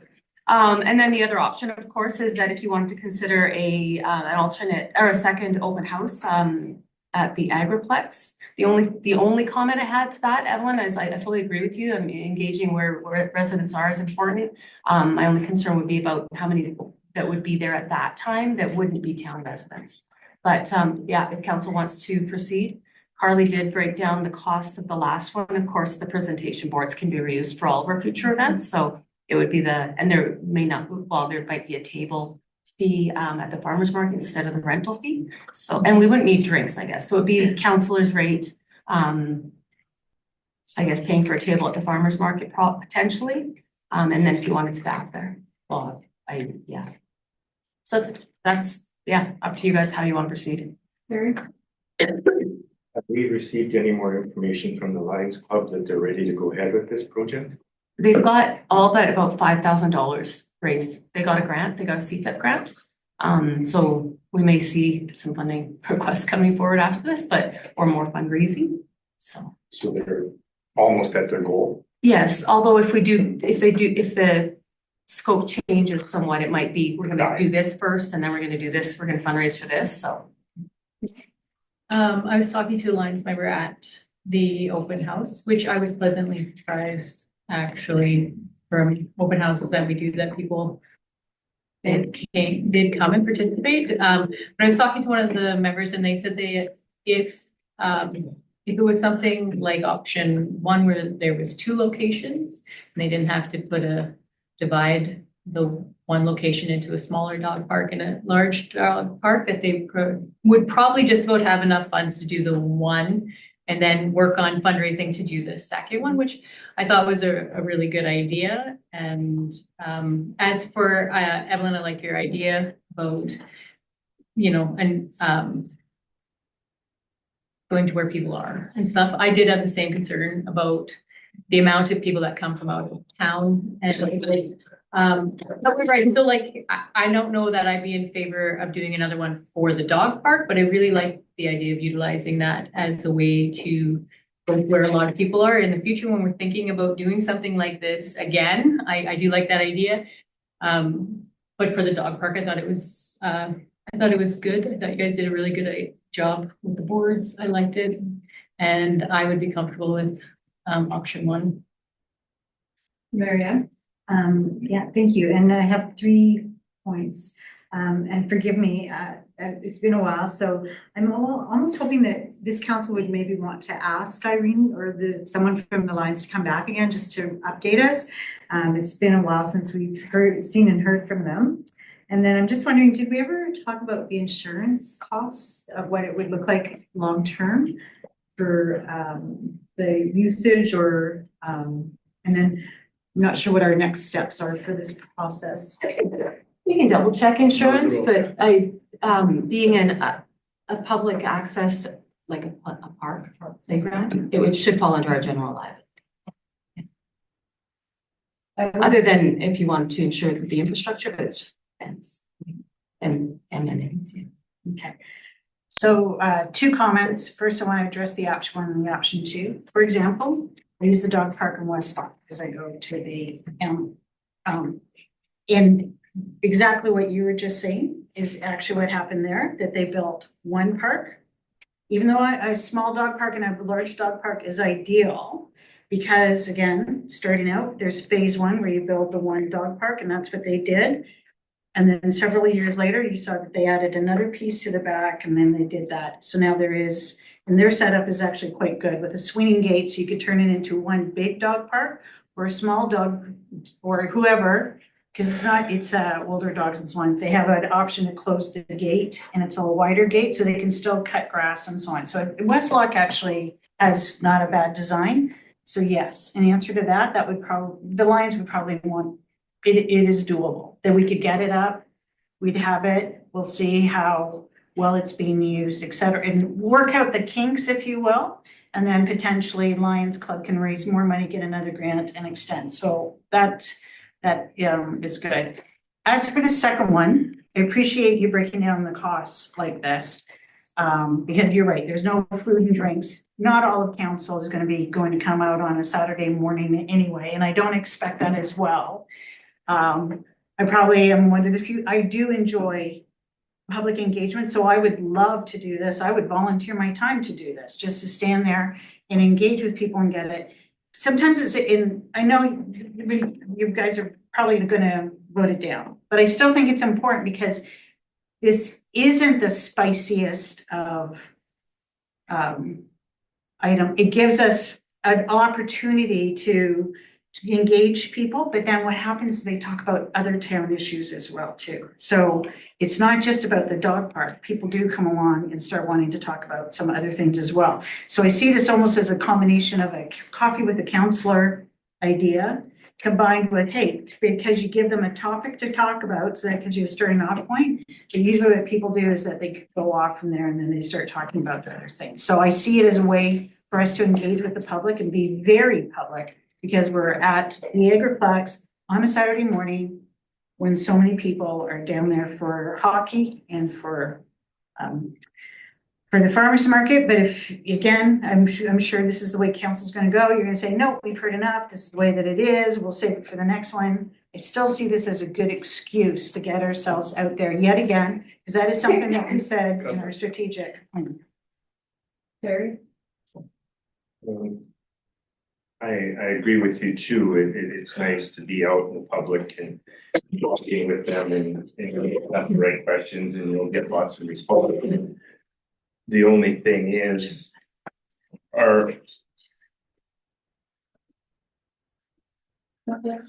excuse me, are we ready to go ahead with this, with the data that we have? Like, what I'm getting around to is, do you think we need more information about it? I'm ready to go ahead. You too. Well, I just wanted to clarify something for Marianne. Yeah. Option 1 and 2 in the option, the option looking into our sites. Yes. Okay, sorry, it's confusing because it's operations. Yes. So basically, Same site. we're gonna lease them the property, or are we? No, it'll be kind of like the spray park or a playground where someone builds it and then we kind of. But the So agreement we have is that they'll help with the maintenance. I can't remember exactly how we worded that. That was shortly after I started. Cause that could be the next thing is, but no, it's definitely a good ad for the town to get people to come in and stop as they're on their trip. You know, just let the dogs out and run and stuff like that. Signs. Well, then we could add signs on the highway, right? Dog park, and you follow it in and we bring them right down, almost downtown, and from there you That's say, hey, there's restaurants right over there, right? Oh, the other question I had, have we thought about what we're gonna do with the thrashing machine and stuff that's there? If that motion's made, we'll have to look at that, yeah. No? If that motion is made, it's made as in the future, that section. Yeah, the So other side. it wouldn't have to be moved at the moment. Phase 1 would be the original site, phase 2 would be over on that side. So just to make sure, phase 1 will be option 2?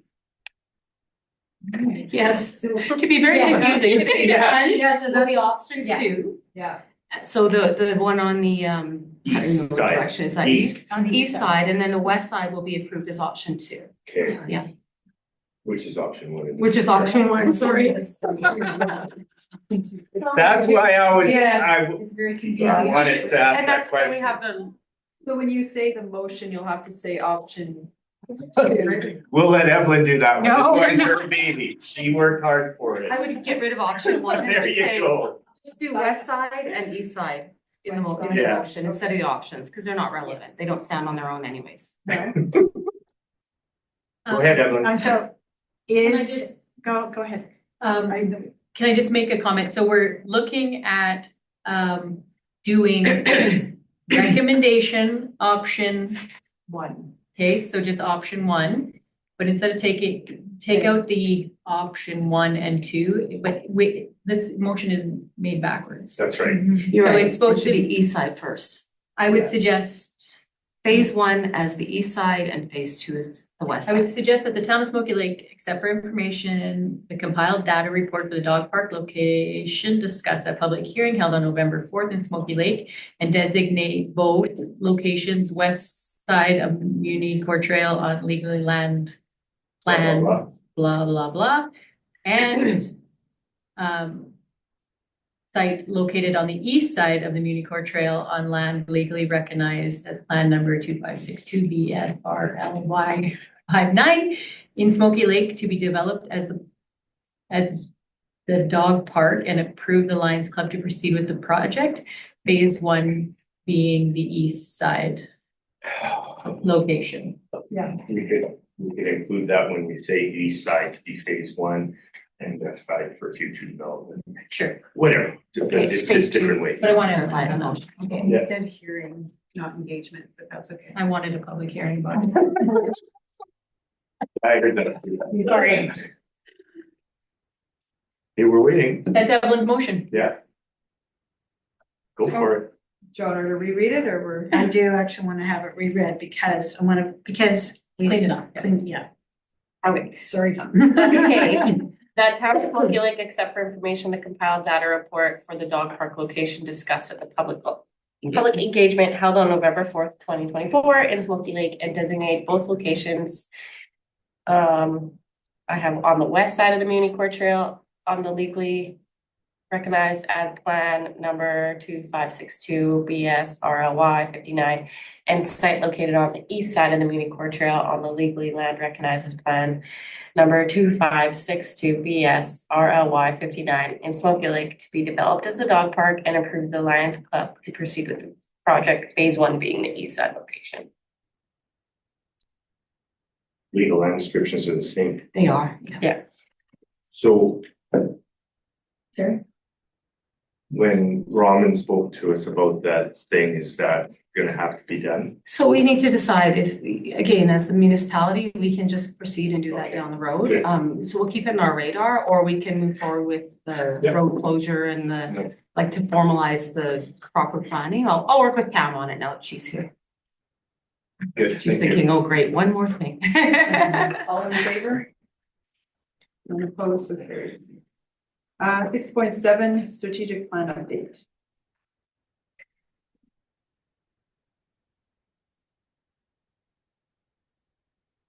Mel? Make a motion, the town of Smoky Lake, except for information and update on the strategic plan implementation report for 2024.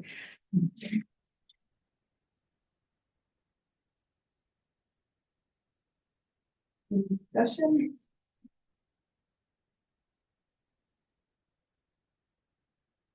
Not all the questions, all in favor? None opposed, so carried. So move to new business, 7.1, January 6th, 2025, regular council meeting. Don? So we just realized that with, we had this on the original plan, but the agenda needs to go out at 10 a.m. on January 2nd for the meeting on the 6th. So there was just, with the closure of the town office, there's no way for us to get an agenda out. So either cancel or defer it a week.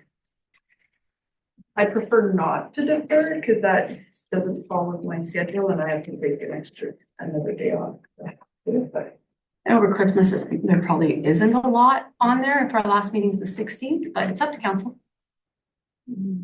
Is, Will be the next one. so, Marianne, before I make a motion, I just wanna, if, just with your schedule, is there an opportunity, maybe it doesn't have to be a Monday, it would be another day off? Because my concern is that a meeting from, we have the January 27th one, and from December 16th, even though it's not that busy, January 27th, that's 6 weeks, so that's a long time period. And I look for options in the second week of January, if the mayor's schedule, if there's another job. And it could start at 4 o'clock to accommodate everybody.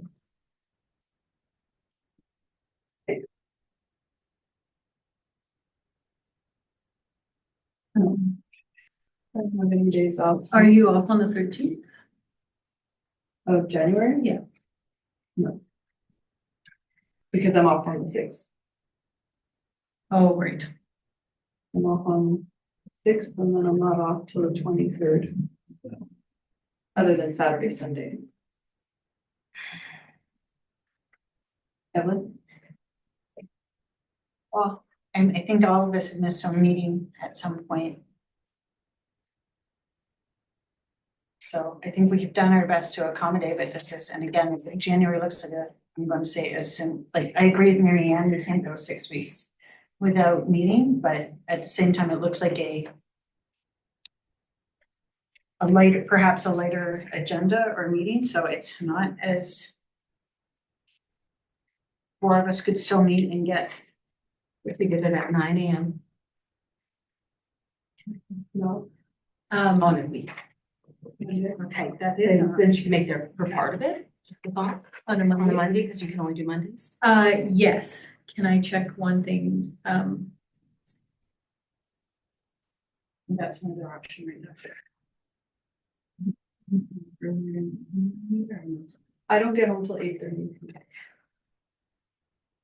Anyways, yes, I can do the Monday earlier if other people are available.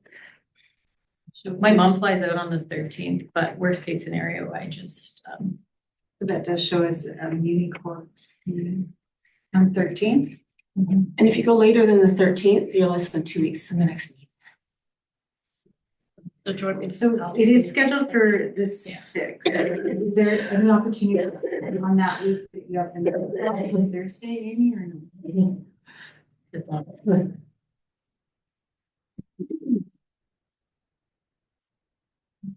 Well, the best we can do then is if Amy can attend, I can do, but it has to be an evening then, if it's not a Monday. I'm fine with the 13th, I can make arrangement. Oh, you can't anyway, sorry.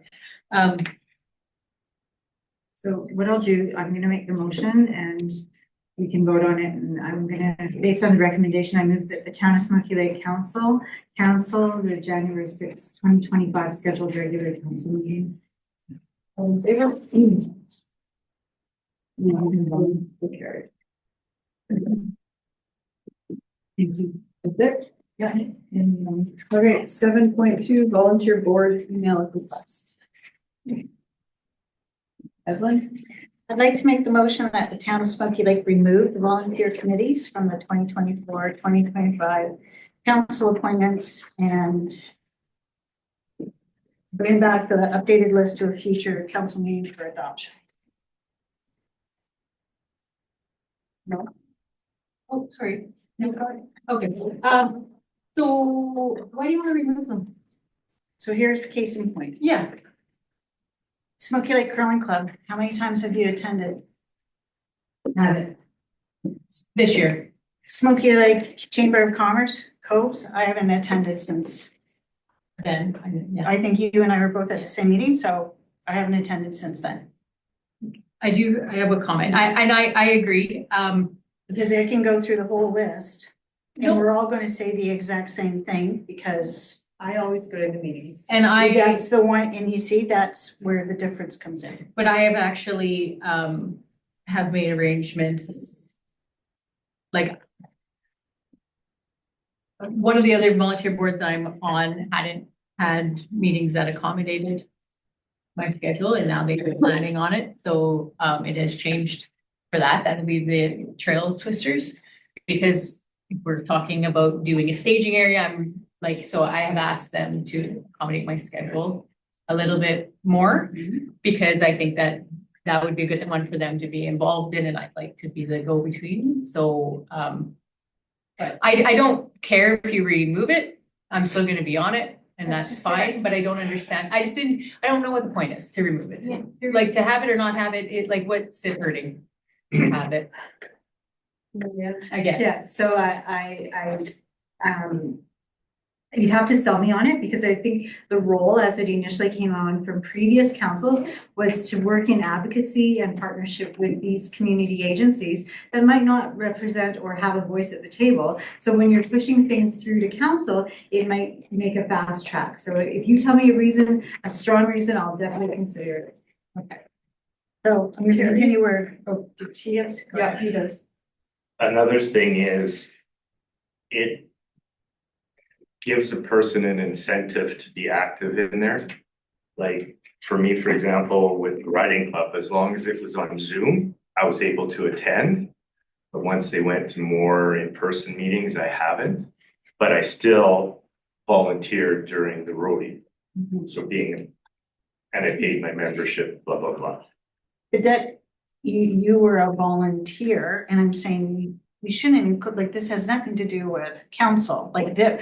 Even like Councillor Morton and Councillor McAwaychuk, you're part of the Twisters already, you're members. So why do we need to have this here just because you're councillors? And the golf club. They have sorry. Or no, if you want to. I just wanted to interrupt because it gives that club a contact Yeah. information when they do want to send something to council, right? Yeah. So then they email me, I forward whatever needs to happen. And it's the same, like, I can't make it to curling meetings often, but I still contribute to our curling club. I still volunteer the time. I still get CC. I still get to keep up to date with the information. Like, and I guess, so having that's on there, even though we don't always get to go, they still keep us in the loop. Right, so you still have that information coming in, which I think can be valuable. I definitely see what you're saying, like, I really do. I do, and I know it's hard to get to them all the time. But I would like to think too that those volunteer clubs, if they wanted a representative, they do have to accommodate sometimes the schedule, right? If they need something or someone. to And help even them. though, like Mel said, even though I don't attend some of the meetings, I always get CC'd, I always know what's going on, they know who to talk to, if they need something. I just think it's, Well, we also have you, Mayor Chernichin, as the alternate for the Smoky Lake Curling Club, and yet we just witnessed that you get up and leave the room based on the pecuniary. So that doesn't make any sense right there to have you even listed as an alternate when you're not even in the room when we talk about the Smoky Lake Curling Club. And it is, so again, I've never seen this elsewhere. I mean, you all you have your arguments for it, but I find it a little bit embarrassing to have on it because if we're not coming back to council and it's not in our council reports and we're not attending these meetings, then it shouldn't be included in our organizational meeting annually.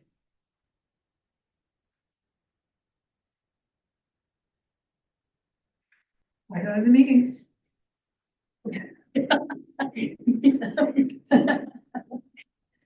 It's cute. Then we're gonna give you the gold I- star, but then I'm calling out the other four on tonight. Yeah, and I agree. I've said my argument that I really would, I've made arrangements after being reappointed. I like to have it on there. I would be in favor to, see how this year goes and review it again. Around them. Love it, love that. That was a loaded one, okay, that one was loaded, but in all honesty, No, don't be. thank you, no, I'm going to this one time, Evelyn. Thank you for pointing out, we all can do a little bit better, sometimes it is difficult, but I do see the value in it, unfortunately, I would like to keep the volunteer boards. Okay, so Evelyn's motion is to remove the volunteer committees. So I'll call the question on Edwin's motion. All in favor? Any opposed? So it'll be.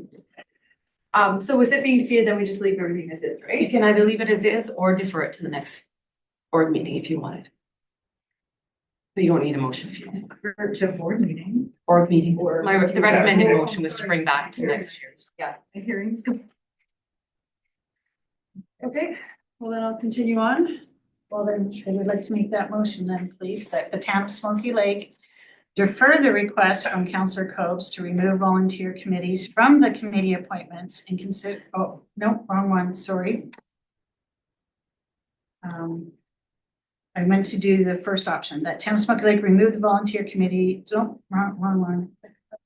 I think it's the one you're reading. the Is first it the one I'm reading? Yeah, yeah. Okay, and you know, And just to defer the request okay, to the next board meeting. is thank you, yes. all right, so I'm having a block Just worded, moment. it's worded weird because you're saying you're removing the committees, but it's just the request for approval. Okay, so, all right, then I'm gonna go back and continue with what, that town of Smoky Lake defer the request from Councillor Copes to remove volunteer committees from the committee appointments I'm just and gonna call consider it point paying. of order. Do we need 2/3 to discuss this as we just discussed it? No, it's a new motion. I know, but it's the same topic. So we're discussing something that was in a previous topic. Yeah, that could be valid. You know, the other point is you can ask to have it added to the org meeting next year. That's what I was doing. But because I've heard because a motion was made that was opposite of that. Oh, Right? are right. So what I'm saying is Using the word defer. in 1 year, He is you right. could add, Yeah. you can have it brought back as a reconsideration, basically. That's a valid point, Terry.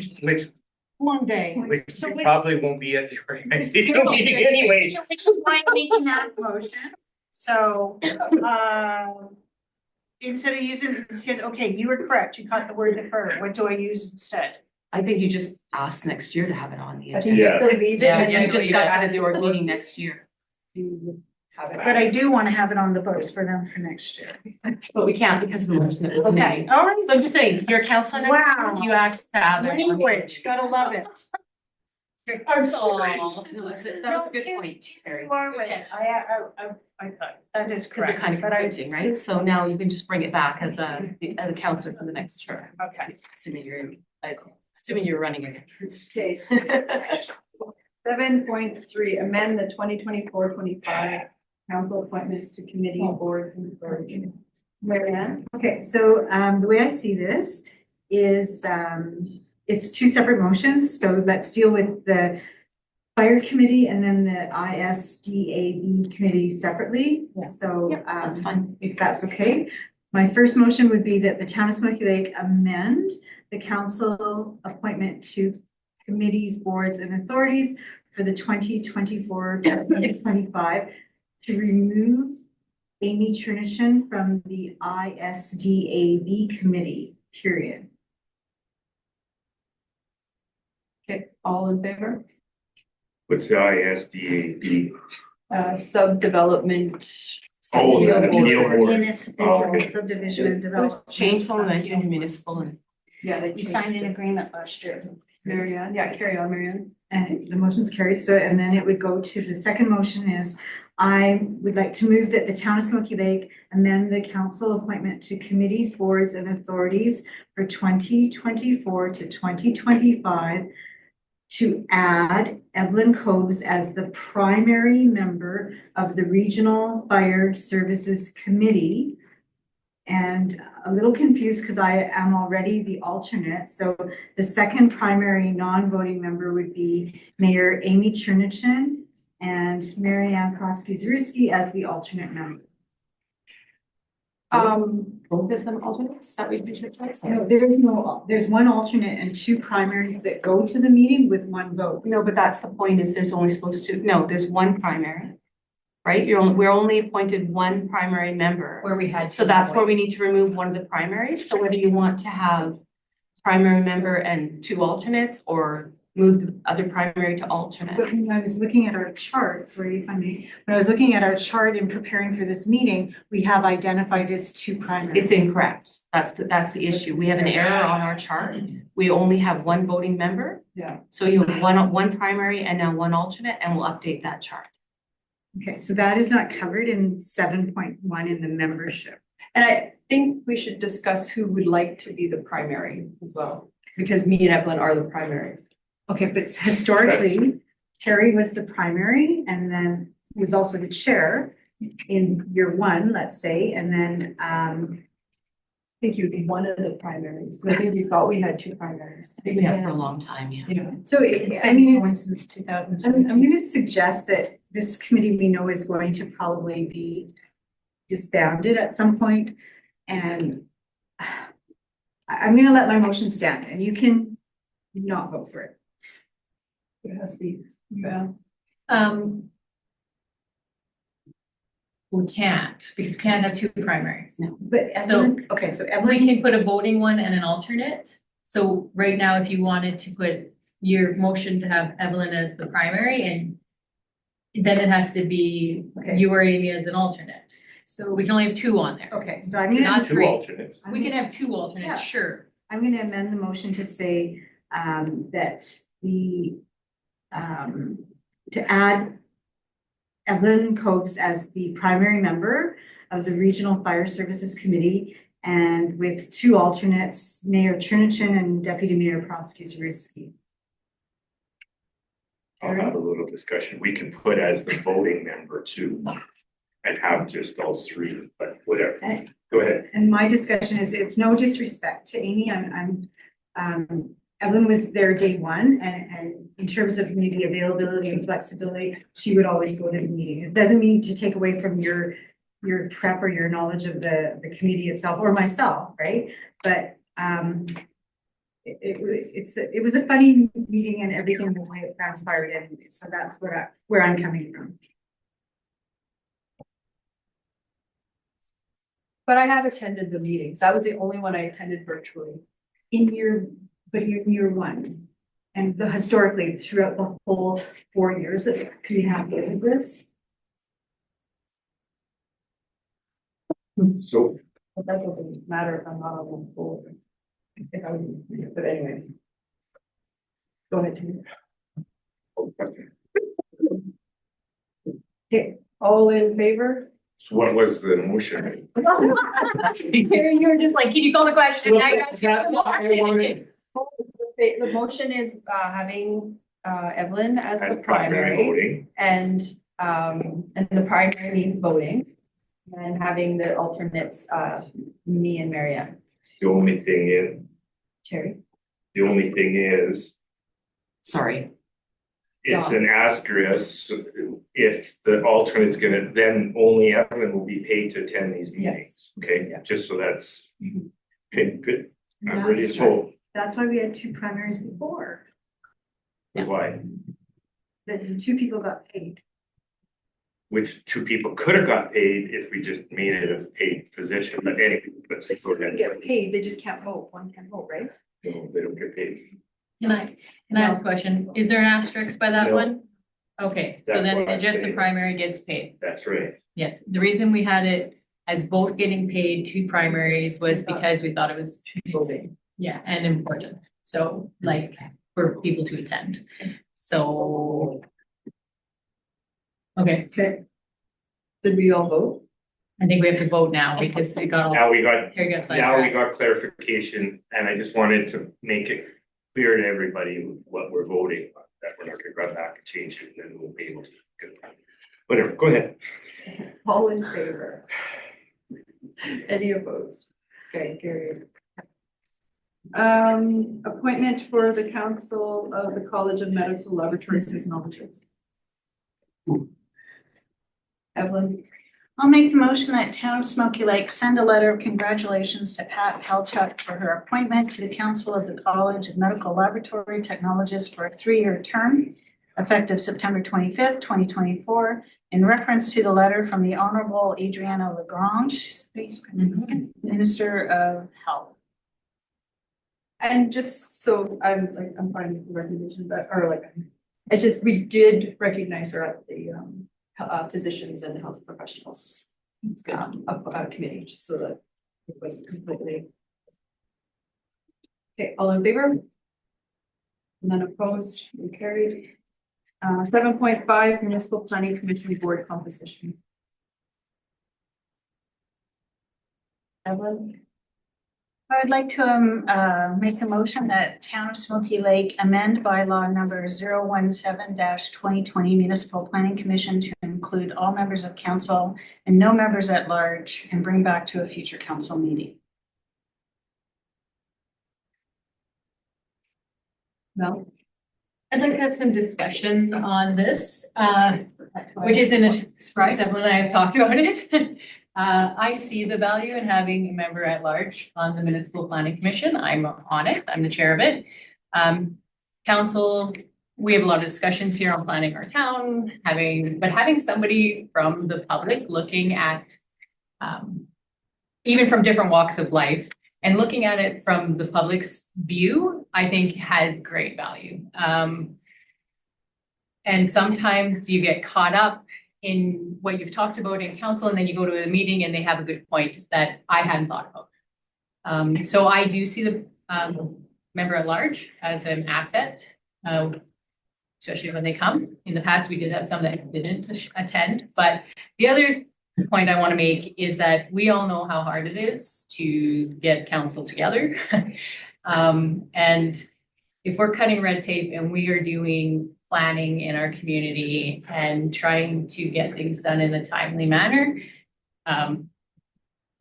sometimes busy councillors aren't the easiest to get together. So I value our member at large on our committee. I do believe that they've been an asset and have had really good points. Pulling at your heartstrings a little bit. And I really like the way we have it. I'm very comfortable with it.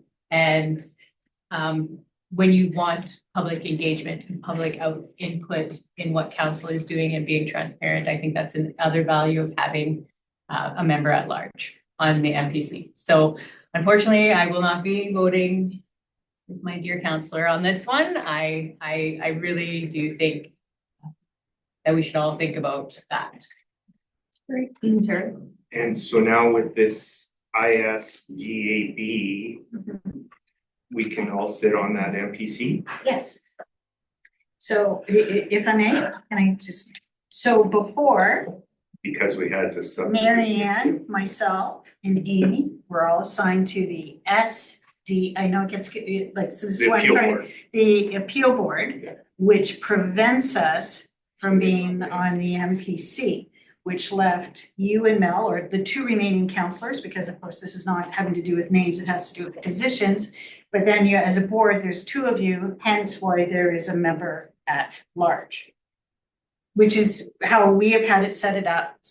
But when you look at the county, Smoky Lake County, all members are part of their MPC. It's quite common to see other municipalities, all the councillors do it, but then there's all are on it, but then there are, of course, member at large, like there's a variety of it.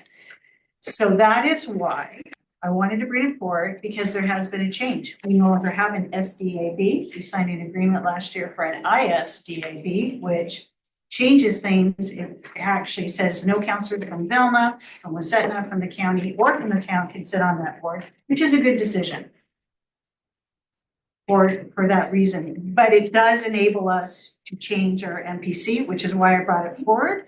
And yes, you gave your opinion, and you're right, I don't sit on that commission. So this is why I asked to have it as part of the discussion, because it gives us an opportunity. You say no. What about you? You sit on that commission. What is your feedback on this? I really like to see the opinion and the vision of a non-political or a non-council person, because they're looking at it from a different lens than we are as councillors. So I would highly recommend to, if all council members want to be on it, I got no problem with that. It's just, we should still have members at large. And then when you do that, then you're getting into 7 people, it's costly, and then like Neil said, for timing and all that, a lot of this stuff is last minute requests and need to be done ASAP so these people can get their permit advertised so they continue with building and stuff like that, so. Okay. No. Yeah, I just wanted to reiterate, yeah, it would be very difficult to have 7 people in a room. For sure to do it, but I thank you for bringing it because there has been a change and this actually just gives us the time to discuss it, but I do see the value like in having the public involved in it. Everyone? Okay, so thank you for your feedback. That's what I wanted to hear, because again, just wanted a dialogue as a council, whether or not we wanted to make the changes now that because of the motion that just passed before us, we're in a position to do it. And the two of you have said you're not interested in doing it. You know that I haven't heard from the other two, but I assume they're going to be swayed by what the two of you have said. So at this time, can I withdraw my motion? Yeah. Can I withdraw my motion? Now, do you want it pushed to next year's board meeting and then it can be discussed again at that point? See, now I can do it Now you can correctly. do it. Yes, you can.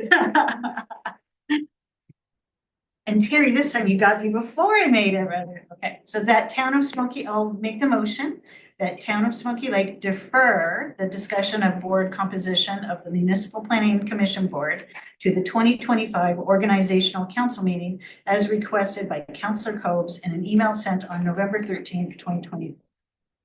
All in favor? 7.6, council meeting members of our. And if I may, just before you continue, and you guys, you included the 2020 MPC bylaw in here, but there's a 2023. I thought I updated. You did. Because I brought that forward to Thank you you. because it I was, was like, and you did, yeah, I thought so I this dropped is the why when ball I and saw you it. updated it. No, it's moot point, you didn't have anything to do, but I just wanted to include that you Sure, do have. I updated it. Thank you. And please add it to the website because neither version. I did mention that Okay, actually. I okay, did so catch there's that, so thank you. 2023 version. At 23. The signature is right there. Mel? Or get Kim to it. Are we moving on? Yep. Okay, and I'm just pushing us, sorry. Moving on, I'd like to make a motion that Town of Smoky Lake bring back a list of town appointed members at large for the town committees, including the MPC, SESS, and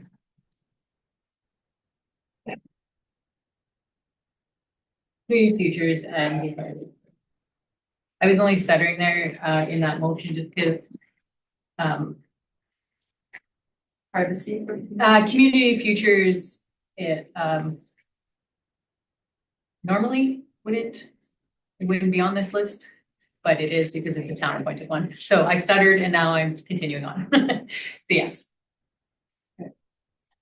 Oh, no discussion, sorry, about the recommendation, motion. Okay. So, Medlin? okay, FCSS, the bylaw 003-2023, so we passed it. In it, it says 7.3 applicants selected for appointment to the board shall be appointed by resolution of council. 7.3.1 says appointments shall not exceed 3 years from the date of appointment. Yeah.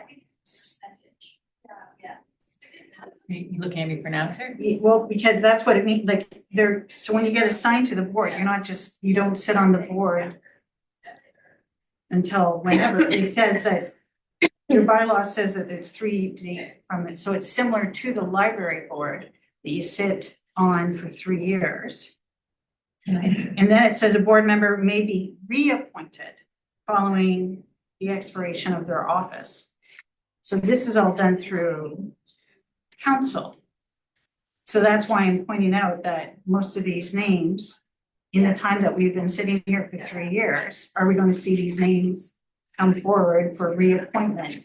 And that is one of the reasons why you have this chart. And when it's in the bylaw, so that's something that it's supposed to be accounted for. And then it comes before council, and then yes, like we're supposed to keep track of it. Mel? So, So all council saw the appointments for FCSS this last year. It came here. The council meeting. Thank you. Pass your motion to me. Yeah, right. So we had, it was sent from FCSS to council, added to the agenda. And so are you trying to instead?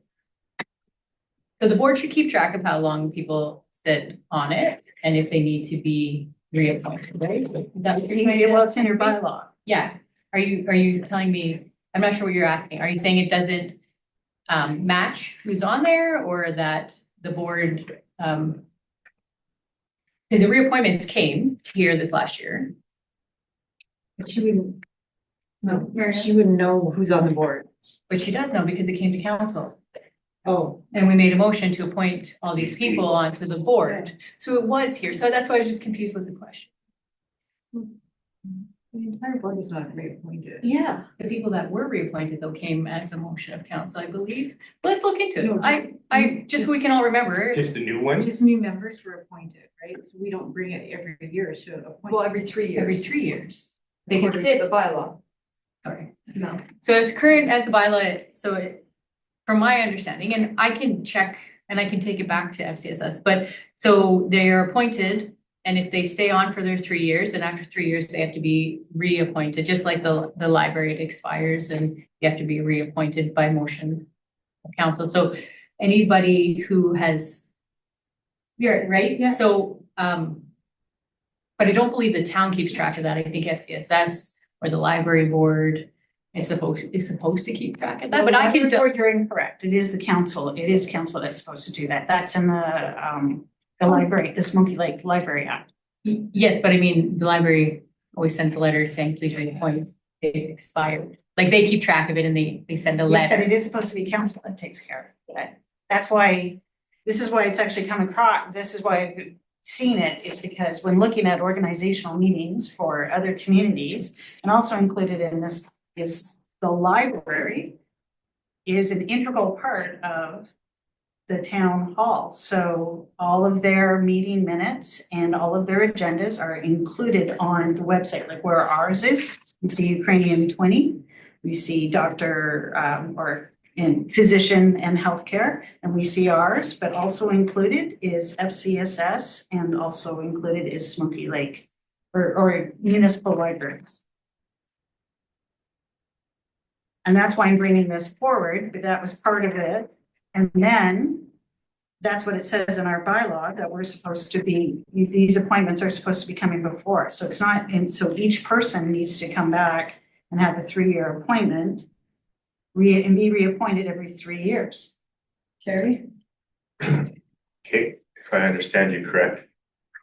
I make a motion to have administration check into these They're boards. gonna make a motion. Oh, They're gonna bring back the information and we can discuss it then. there, I yeah. just, well, one more thing. I wasn't sure where you're going. I was like, I thought they were done. So if you're thinking they aren't, then yeah, we definitely need to look into it. I thought it was. I was like, I thought it every 3 years or anybody that has expired, I thought that came to council and we did it. So if it's not, then let's check it out. So let's just go with the motion. But I just wasn't sure because I was under the impression it was happening. And if you're under the impression it's not, we'll check into it. Okay, sorry.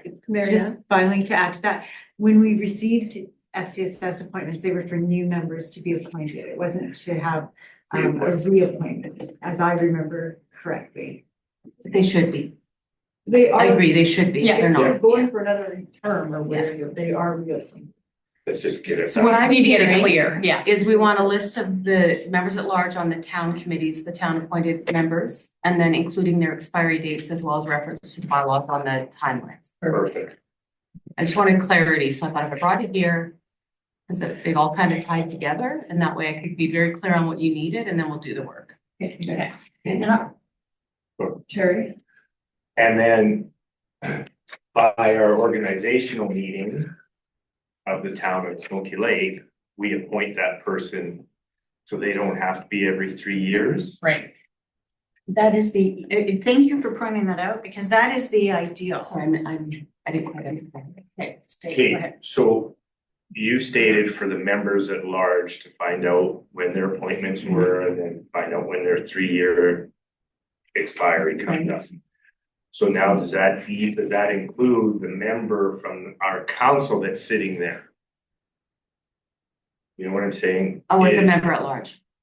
No, it's not a member at large. Can I answer that? No, it does not include your. Council member. Council appoints, so council appoints their member. It doesn't, it's not the same. It's not part of that bylaw? I haven't said that, you still do have an expiry date. Yes. So if. That's right.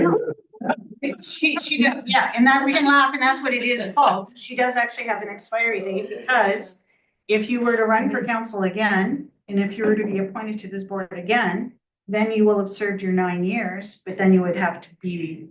I would have to apply, yeah. We all have an expiry date. Anyways, did we call the question? All in favor? Not opposed, so carried. All right, we'll move to 8.1. Procedural bylaw. So I highlighted the changes that I made as well as there, I referenced the changes in the background and highlighted the 7.10 already references cell phones. So while in chambers, turn off or set cell phones and radios to silent mode and shall place cell phones or radios in such a way that sound or visual does not interrupt the meeting. I added one in there for your consideration that emergency response personnel may keep radios on. Like I noticed at the crime prevention night, all our CMP officers were there, they just turned them down. So, but they must turn the volume down so as not to interrupt the meeting and must leave council chambers immediately to listen or respond to a call. And then I also had the information as we discussed about closed session. I'm okay with everything, and thank you for doing all this, Dawn. The only thing about 7.10, it doesn't say anything, it says what to do and kind of, but it just doesn't say to refrain from using. And I wasn't sure if that's where this council was going. I kind of forget what we landed on last time. It was just for me to bring up some suggestions.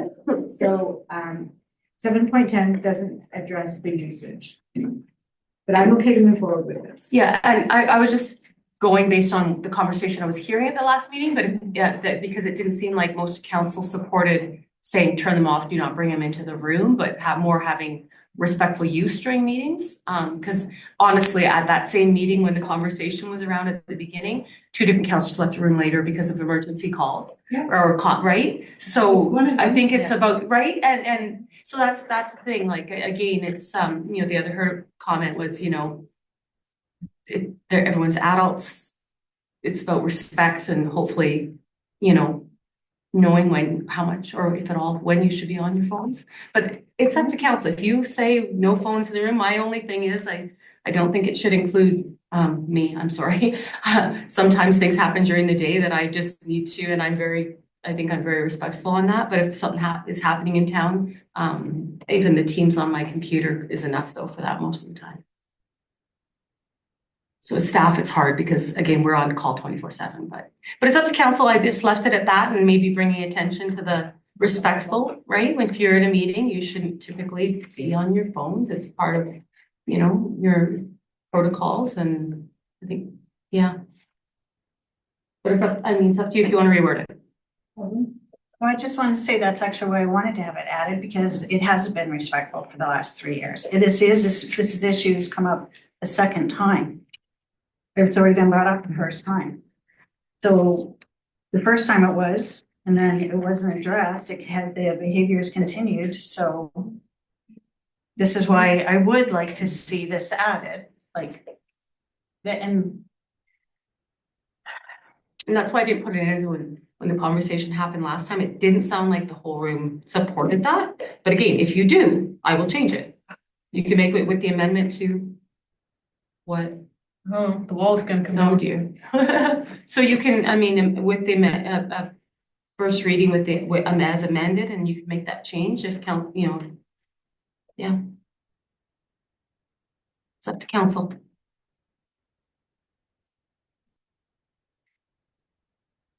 I didn't know why I was looking at you. Sorry. I don't know. No? I am glad the change is in there, that it's about respectful use. I think it's important to have it in there and I don't think we need a no cell phone policy, like I said, or like you said, you had an emergency last time, it could happen. Yeah, the wall is gonna fall in on us. So, no, I think I think it's in here and there is not respectful use being used, then we should openly talk about it. Like if it's happening, say, you know, hey, why are you on your phone? Is it an emergency? Put that away. No, I don't know. I think it's important. I think I'm happy with it. I'm comfortable with the wording. That's where I'm at. I don't know about everybody else. I'm okay. I'd like to make a motion, that the town of Smoky Lake give first reading to bylaw number 13/2024, procedure bylaw to provide for the organizational and procedural matters of council committees, and conduct of council for the town of Smoky Lake. All in favor? None opposed, carried. Meredith? I'd like to move that the town of Smoky Lake give second reading to the bylaw number 13/2024, procedural bylaw to provide for the organizational and procedural matter of council committees, and conduct of council for the town of Smoky Lake. All in favor? None opposed, carried. Carried. I'd like to move that the town of Smoky Lake give permission for third and final reading to bylaw number 13-2024, procedural bylaw to provide for the organizational and procedural matters of council committees, and conduct of council for the town of Smoky Lake. All in favor? None opposed, carried. I'll move that the town of Smoky Lake give third and final reading to bylaw number 13-2024, procedural bylaw to provide for the organizational and procedural matter of council committees, and conduct of council for the town of Smoky Lake. All in favor? Opposed, so carried. And again, I'm going to point out there's a lot of editing errors. Chair is missing a C. You have 2.1 right on the first page. You have a repeat of definitions. So can you please give it to your intern to go through? It's the use of just using find with the definition. You know what I'm talking about, right? Yep. Can you please clean it up? Because Just leave it with me and I'll, Yeah. yes. Yeah. I'll delegate it out. I have been working on some other things right now, so, but And even then, I just, not. sure. All right, we'll move to 8.2, bylaw 14-2024, elections bylaw. So this one we need to approve by January 1st, because we'll be taking money for people running for council as of January 1st, who can be nominated. It looks like historically, what I can find, if anyone knows anything different, let me know. That the only bylaws we've had were deposits, not an elections bylaw. So we created a actual elections bylaw. We used 5 different municipalities. Chase did help me with this one, thank you. And then we tweaked it. I think we used 5 different municipalities that we referenced within that. I am just asking for first reading right now because the Local Authorities Election Act was just adopted October 31st, I think.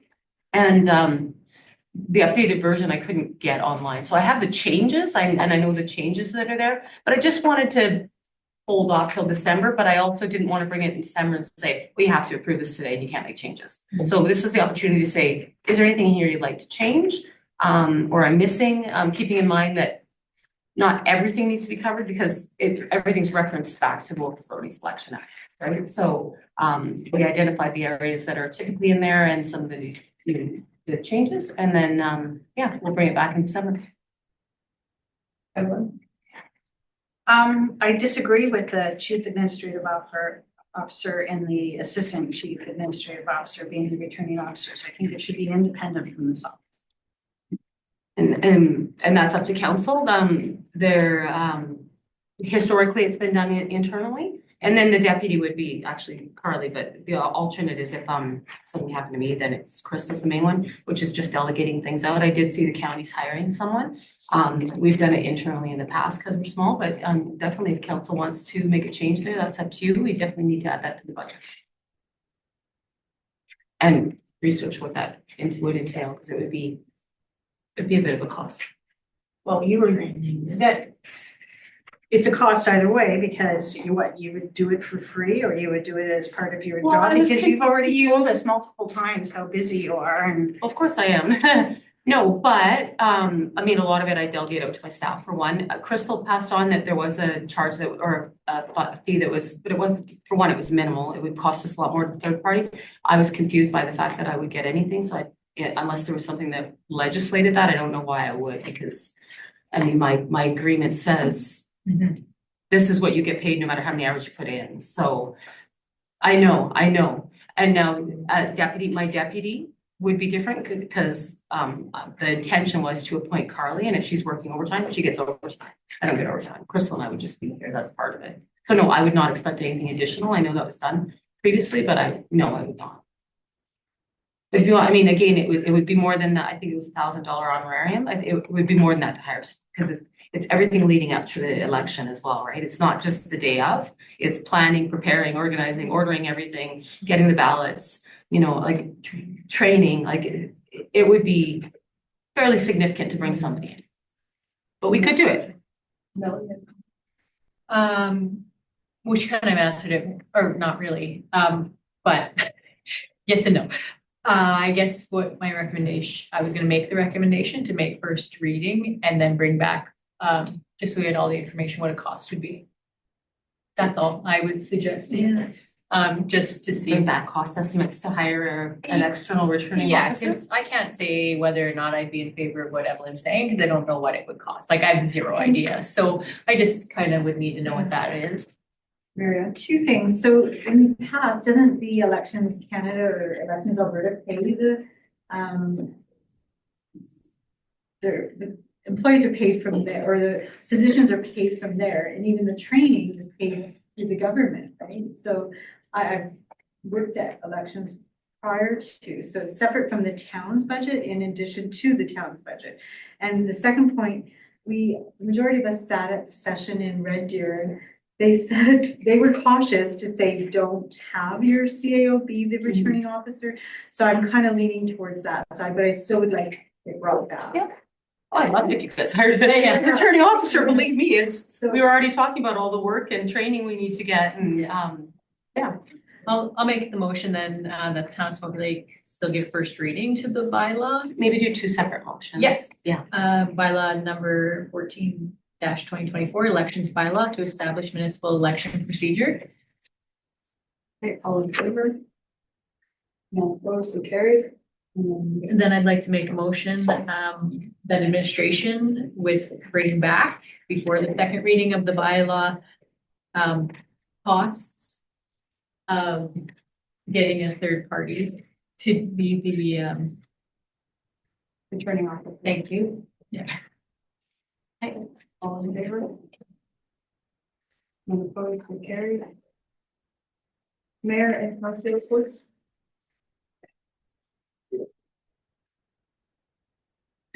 Oh, I just missed that. Sorry, I'll go. So, I'm looking to make the motion, but prior to which on Sunday, which I don't know why Councillor Martin's working on Sunday, but she sent in her report. And particular significance, I'd like to contribute that from our recent Ukrainian twinning meeting, we all know that memorandum of understanding is concluding in January. And so we're looking at having Vitaly come in at our joint municipality meeting to be a delegation. So I don't know if Mel wants to give her report at this time or include it, or I can add it in the motion. So my mistake, I did not, I sent it out and I said I was gonna add it to the agenda, and then I saw the agenda and I was like, forget it, it can come to the next one. You just gave a verbal report, why don't you just make a motion to, make a motion to accept the reports as well as your verbal report on the twinning. And mine can go to the next meeting, it's fine. Yeah, and I just Thank you for acknowledging it. I thought it was important because the town is hosting the joint municipality. So at this time, I'm going to move that the town of Smoky Lake accept for information the mayor, councillor, and committee reports, items A to C as follows: Mayor Amy Chernishin, Deputy Mayor Marianne Prosky-Zarewski, Councillor Evelyn Copes. All in favor? No opposed, so carried. All right, we'll move to 10.1.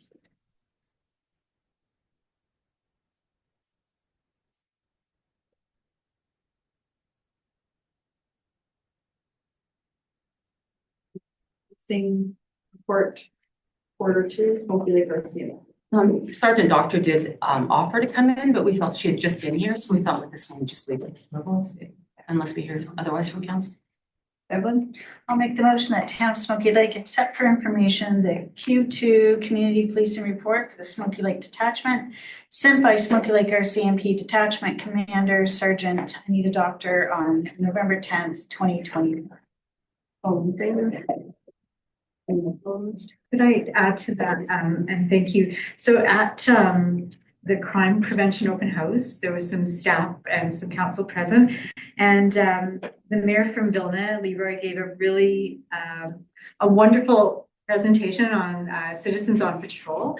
And I'm wondering if there's some value to have him speak on behalf of it at the joint municipality meeting present. And if I know previous council tried to have it as an initiative in Smoky Lake, in the town of Smoky Lake. And I wonder if there's an opportunity with budget time and everything to look at maybe starting that program here and what that would entail if he was to come as a delegation or speak on behalf of. No. I don't know about joint municipalities, because they already have, but I like your idea. Previous council, we had done an open house and tried to get a buy-in from the community to have it in our town, and we got nobody. That doesn't mean we shouldn't try again.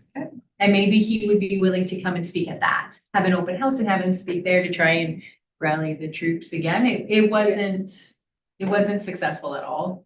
I remember going to that one at the curling rink. Yeah. He was very inspiring and very passionate about what they're Yeah. achieving in Vilna, and I think everything could help. So do you want me to frame that in a motion or? Sure. At a future, I moved it at a future. At a future. Okay. Meeting of the town of Smoky Lake that we invite Mayor Leroy Kunik on behalf of the COPS, Citizens on Patrol Service in Vilna, to speak on behalf as a delegation on the enrollment process, or just to speak on that topic. And I'll leave it at that. All in favor? That's nice. I like that. Thank you. I asked him, I said, why don't we have this? We tried. Post promise. And sorry. 10.2 Christmas hampers? Yeah, I'm just jumping right over you. So my motion. Yeah, be reading. The town of Smoky Lake approved a donation of $300 to the 2024 Smoky Lake Christmas Hamper Program to be funded from the 2024 operating budget labeled grants to individuals and organization in reference to November 12th, 2024 sponsorship letter request submitted by Betsy Eichert. Any discussion? I was just gonna say 320 because it's about 160 for a family, so double that would be 360, but 300 is good. Friendly, motion. Sure, perfect. 320. Yeah. Times 16 times. Thank you. Thanks for catching the math. eh? All in favor? None opposed? So carried. Did you guys get that? Yes, thank you. Yeah, Okay. I did. Harry just talks over top of me. It's fine. Don't worry about it. We're used to it. 10.3 Smoky Lake County Catalyst Renewal. This is for our GIS system So and our Yeah. regional, yeah.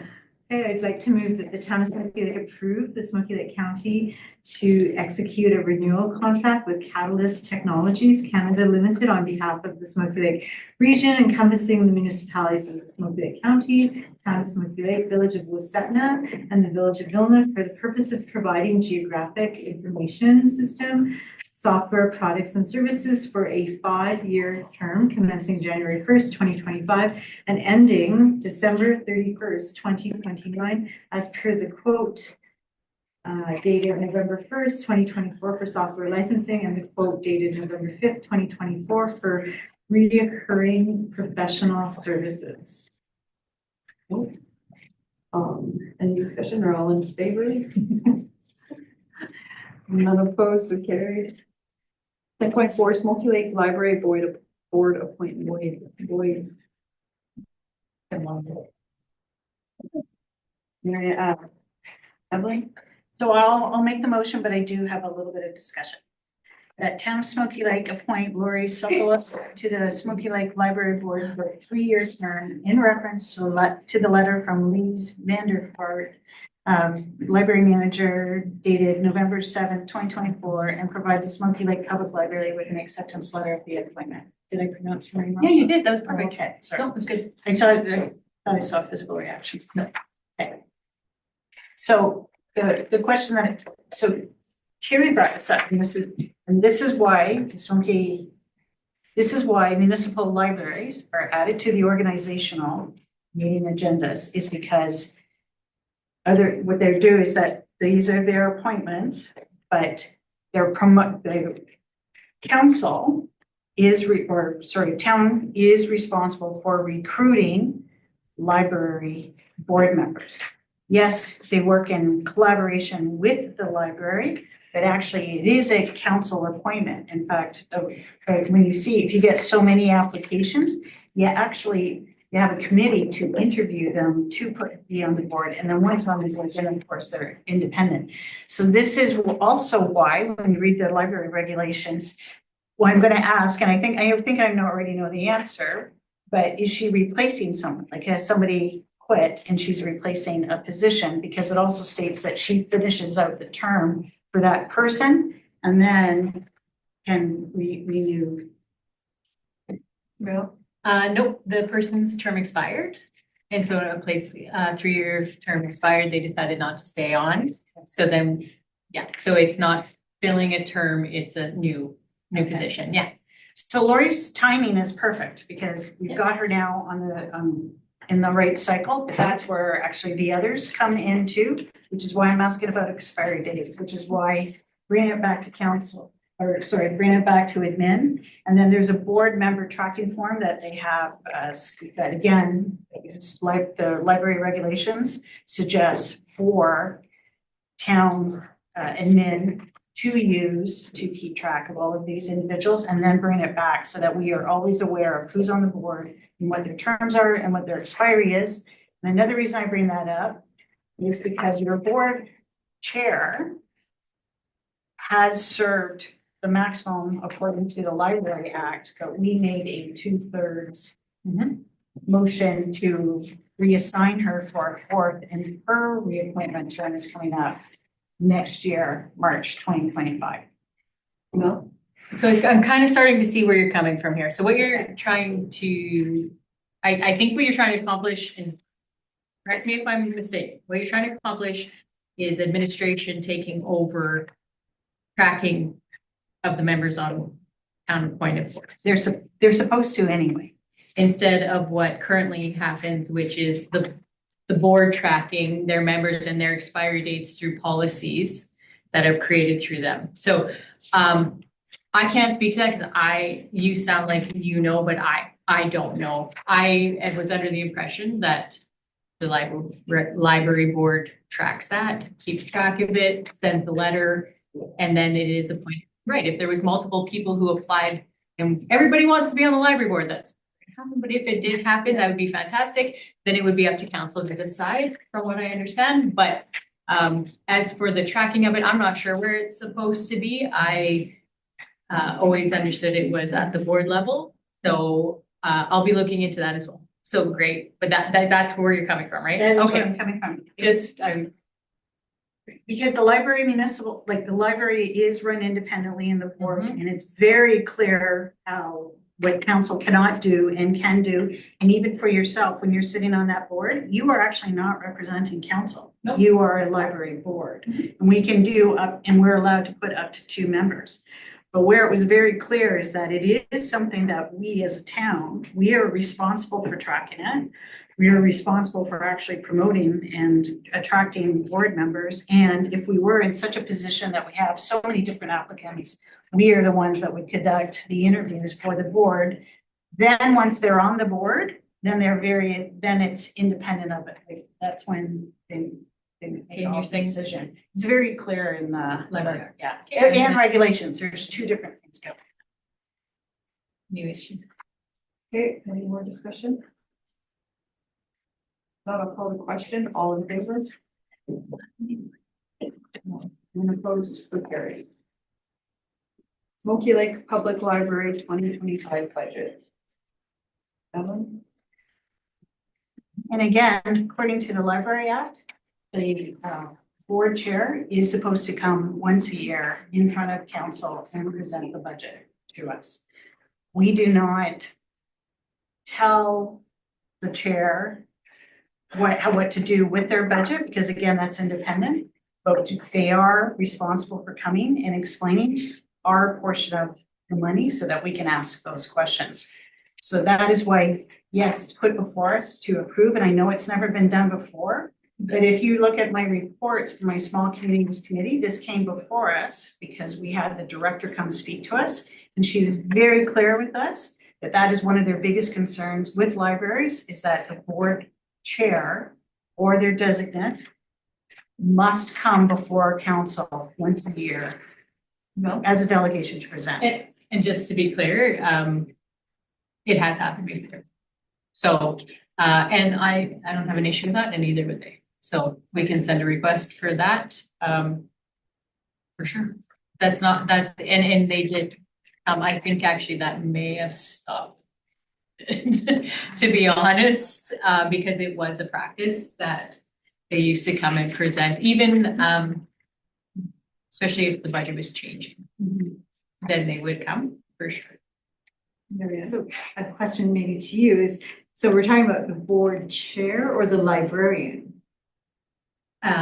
No, It is board chair. it was the chair that would come. Yeah. I think the library manager would come Yeah. with them, or an Yeah, appointed no, by, yeah. So Yeah. it did used to happen. Yeah. And I do think that that probably changed a little bit with COVID a bit, and the fact that not sure if they come if the budget, if they're not asking for a different number, like it's the same, but not saying you can't, let's go back. Anyways, that's And also that is why someone like yourself, who sits on council, is encouraged not to be the chair. Because it makes it awkward for you to then come, and that's why they don't want you to come to the council chambers to present the budget.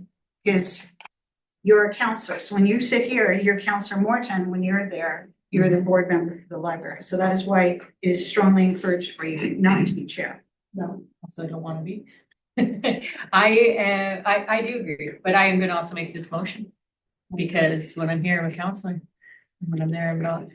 Do you want to make this motion and then also follow with and invite the chair of the I'm library? gonna add it to- right at the end of it. You know, what? If we're not doing something, or we're doing something that's opposed to what the act says, I think we should just defer it. That's what I was about to say, we defer it. She's still, why are we passing a budget that defeats the purpose of them coming to present the budget? It's an acknowledgement of the receipt of the budget. We've received it. And approve the town of Spunky Lake's annual contribution.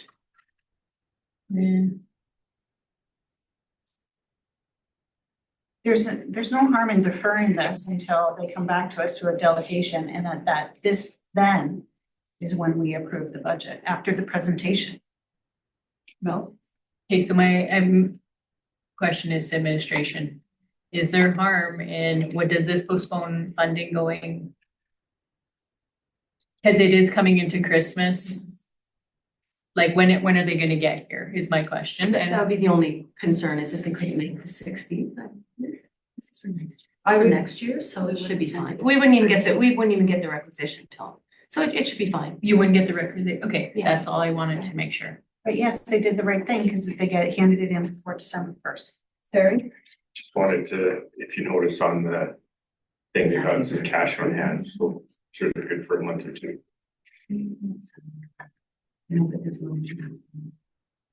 I'm gonna let the chair talk to you about the budget, and Perfect. it'll be a very enlightening discussion about their budget. Okay, so I'll have a motion to defer, I guess. I'll not make a motion. If it's my turn, I will make the motion that's as per the recommendation, and then I can get dictated. I'd make the motion, the town of Smoky Lake acknowledge receipt of the Smoky Lake Public Library. Why don't you- Why? Because I don't want to I'm comfortable with this. I do want them to come in, but I am comfortable with it. I don't think not making this motion or holding up this motion, I'm, You just told you there was no problem with it. yeah, but there's also, I also did the budget with the library and I'm very comfortable with the budget, so I don't think there'll be a problem that way either. And Mel was speaking and no one asked. I just would like to I'm gonna make my motion. We can Yeah, I agree. get defeated if that's okay. And I'm not upset about it at all. I'm not. I just like to move forward with it. The town of Smoky Lake acknowledge receipt of the Smoky Lake Public Library's approved 2025 operating budget and approve the town of Smoky Lake's annual contribution to the Smoky Lake Public Library under local appropriation cash transfer from the municipal for operations in the amount of 31,500 and be funded from the 2025 operating budget entitled Library Subsidy, and to invite a representative, the chair of the Smoky Lake Library or a representative to present and go over the budget with council. Marianne? So to add to the discussion, a question of administration is, so if you had mentioned about the act, can you verify that that's what we should be doing, or? I'd have to read the act, so I can tell you that we've approved this budget the last few years without them coming in. I don't think it's gonna change anything, but I haven't read the act. Well, I did, but it was probably 3 years ago and I don't remember the details, so I apologize. So yeah, I guess then in support, I won't vote in support of the motion because if I want to follow the act, and I'm not gonna ask administration to look it up right now, and we'll wait. Because I think we need to move along, but I won't. Okay, sorry. All right, I'll call the question. All in favor? Any opposed? Defeated. No. But I thought we couldn't defer now anyway. Now we've got to. Defer, No, We're not doing any, deferring, no. as you just taught us. Can I suggest then that another motion be made? You're not deferring anything. Another motion be made to Yeah. invite them to come. I was just And gonna- this wasn't approved, Yeah. so now you can Which is make why a I competing didn't motion. understand why you made that motion, because I thought that was the one that you're going to do. Terry? I'd like to move that administration invite the library chair or designated person to come to the next available meeting to present the budget. All in favor? None opposed, so carried. Mel? Can I just ask a question really quickly? Do you think that, well, after we look in the act and whatever, then maybe that this should be, they should be invited to one of our budget meetings, maybe, right? Like, No. 'Cause again, you gotta keep it really separate. this is our budget. It's our contribution, I should They say. don't, yeah, but let's. We'll You start with know what? this. Read the Yeah. act and the I'm regulations very as well, good. because I think that you'll see it with fresh eyes. All right, 10.6, water reservoir facility progress report. Terry? I'll move that the town of Smoke Lake accept for information the monthly progress report project number 5405-012-00 regarding the water reservoir facility submitted by MPE Engineering dated October 31st, 2020. All in favor? None opposed, so carried. 10.7, Town of St. Paul wins Community and Bloom National Award. Marianne? I would like to make a motion that the town of Smoky Lake send a letter of congratulations to the town of St. Paul Council and to Ms. Penny Fox of Champions for Change for their Communities in Bloom National Award. All in favor? None opposed, so carried. 10.8, waive of penalty request. Tax penalty request. Marianne, Evelyn Dury? So I would like to make the motion that Town of Smoky Lake defer the letter received from Yuri Hadrenko dated November 19th, 2024 regarding waiving tax penalty fees for overdue payment and ask admin to bring back a policy for tax penalty fees deferment. Dawn? I want direction on the policy because basically our stance is typically, unless there's a good reason, if you're deferring tax penalties, then you're opening a can of worms, you're setting a precedent. So we typically don't, you have a penalty for a reason, that's the deadline, but what would justify, what's a justifiable reason versus what's a not, I guess. I just need direction on what you'd want the policy to say.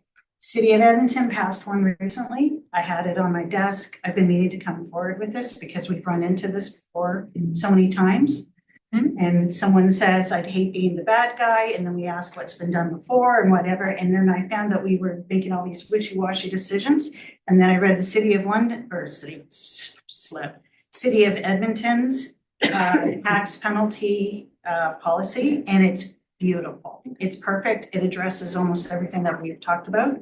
So that is why I would like you to take a look at it, because City of Edmonton has put already the work. There might be some edits that we need to make to it because we're a town, not a city, but they did a good job, and that would help guide us whether we do this as well as ones in the future.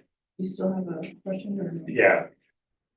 The only thing with that, Evelyn, is that when he comes to pay his tax by the end of the month, do we charge him the penalty or not, I think, is why this is brought forward No. at this time. Is there not another penalty in January? If we defer it? Make a recommendation? Dawn? What about making a decision on this one based on this request? And But then then in bring the a new year, policy. we'll bring a new policy for moving into the next tax season. No. Would that work? I like that idea. If, but Evelyn has put a motion on the table, but I would prefer to deal with this one. Yeah. And then to look at, because you've seen the policy, but none of us have, so that would be nice to bring back.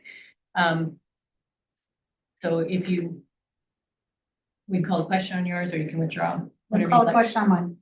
So the question was again, to defer. Okay, Carly, did you copy it there? Yeah, that the town of Smoky Lake defer the letter received from Yuri Kadeko dated November 19th, 2024 regarding waiving penalty fees for overdue payment and ask administration to bring back a policy for Lake District. So give me 1 second. I don't think you can you debate deferrals?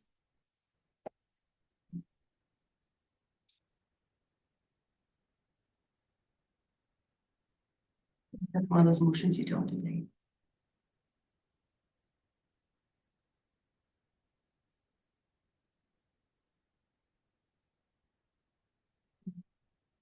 I don't see it.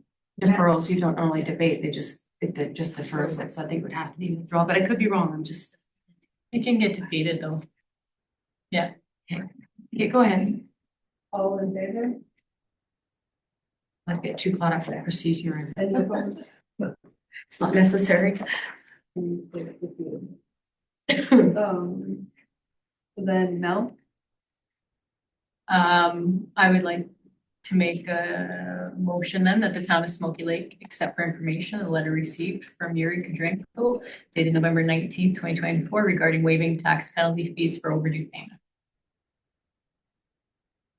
All in favor? Is there any discussion? Oh, I thought that was. No? Evelyn? Well, I sure would love a policy to guide me into like that. yes, we'll have one.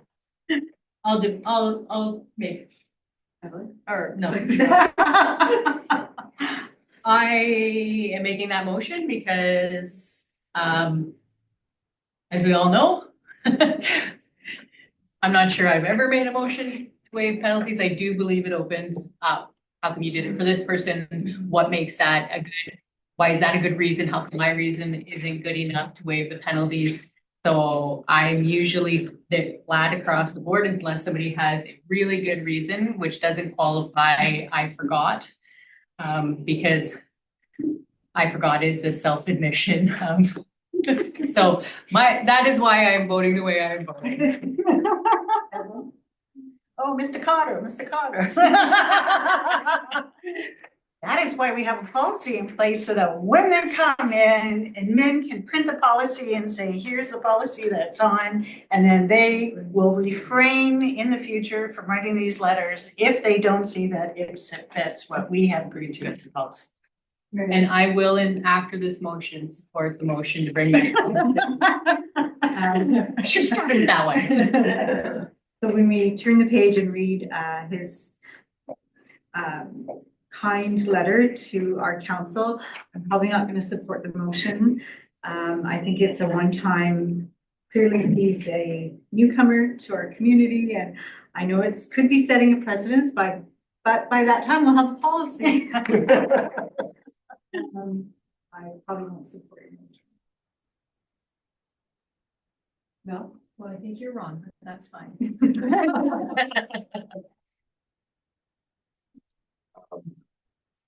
I'm in agreement with Deputy Mayor Oh, Rusty Zarewski in regards to having a soft heart, and I'm gonna put it to you this way, as a politician always does. We're happy to have these new people in our community and building our community and working in our community. And to me, it does sound like a legitimate reason that he thought his mortgage covered the taxes, like sometimes they do. And it would be, if I wouldn't be in favor of supporting the motion. no, I have one more argument with that. So, Yuri asked his broker and then forgot about it. So he didn't get an answer. He didn't think it was in his mortgage. He didn't get an answer and forgot about it. So in my mind, I have a big heart too. I feel for him. I do. But I just have to remind everybody that there have been bleeding hearts here that we have said no to, that were really difficult. And yes, it is easy. I cried during quitting, okay, you guys, like, I have a big heart. It's just, it doesn't, I'm sorry, I forgot is not, I didn't know, I don't speak English. Those are different reasons, but I knew, I checked, went out of my mind. I forgot. I could have done the exact same thing, right? I understand it. I just don't think it qualifies for a reason to waive penalties.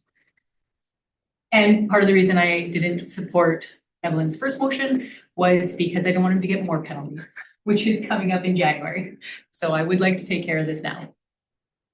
Anyways, that is all I got. Okay. Can I have one more turn, please? That's it, yeah. What if we split the difference? Nope. My motion's on the tables. Okay. Call the question. Sorry. I'm probably gonna get it. All in favor? And then any opposed? I was defeated. You can make a motion to split the difference.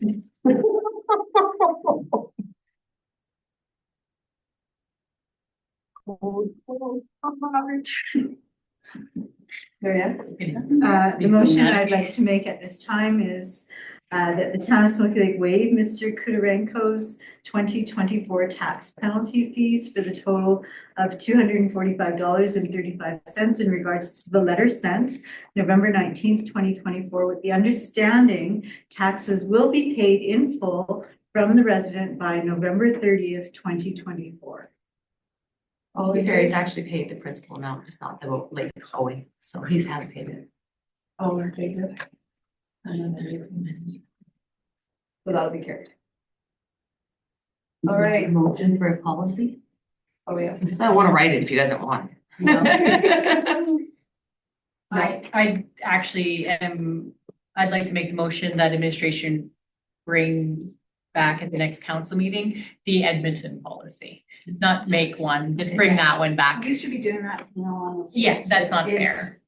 Yeah, because, thank you, because if council disagrees with me and says, Evelyn, you lied, this is not a beautiful policy, we think it sucks, then they're not gonna make you do the work for it. I And don't we should do think that, and we should do that more often before you start writing policies and Or- bylaws, is maybe bring back. And another comment that's very similar to that is you do a lot of research around policies and bylaws. So same thing if we're updating about bylaw or policy and you know of certain municipalities that you think are really good, letting us know that in advance, so I, because I can bring it and then you say, oh, but so-and-so does this, but, so then we're rewriting. So same idea. Yeah.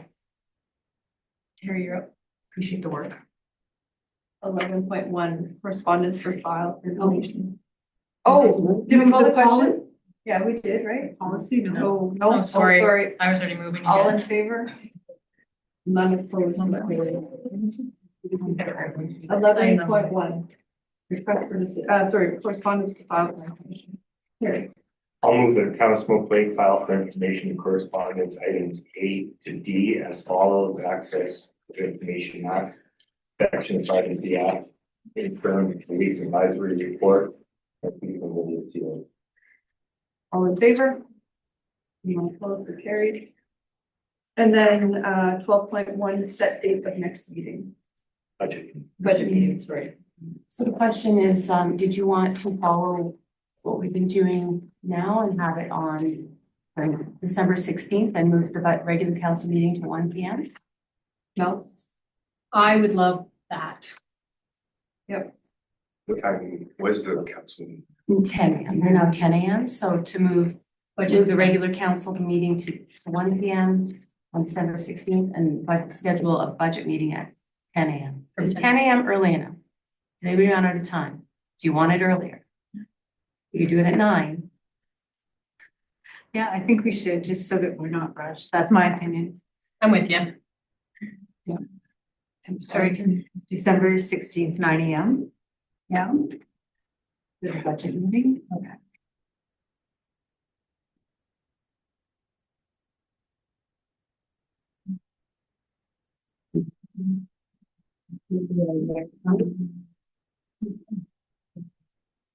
Did you make that motion? Sure. Do you want Mary Ann? Yeah, okay. I move that the Town of Smoky Lake host a budget meeting on December 16th at 9 a.m. and reschedule the regular council meeting till 1 p.m. on December 16th, 2024. All in favor? Anyone opposed or carried? And then just with that as well, did you want to consider doing a budget public engagement session? Do you want to talk about that now or have us put it on the agenda for the 16th? Have it put on the agenda. Add to the agenda. Okay, sounds good. Maybe, no? I'll make a motion to go into closed session at 4:38. Yep, I meant to read this, that the town of Smoky Lake go into closed session to discuss the following matters pursuant to the Freedom of Information and Protection of Privacy Act at 4:38. Land acquisition, FOIP section 16, harmful, disclosure harmful to business interests of a third party. Land sale, FOIP section 16, disclosure harmful to business interests of a third party. Legal municipal controlled corporation, FOIP section 16, disclosure harmful to business interests of a third party. FOIP section 21, intergovernmental relations, FOIP section 27, privileged information. Personnel, FOIP section 17, disclosure harmful to personal privacy. All in favor? They covers all the additions as well, the land update, personnel. How long do you think you're gonna be on that one? You tell them. I'm going for a 5-minute break, or we're taking a I'm recess. going for at least 2 hours.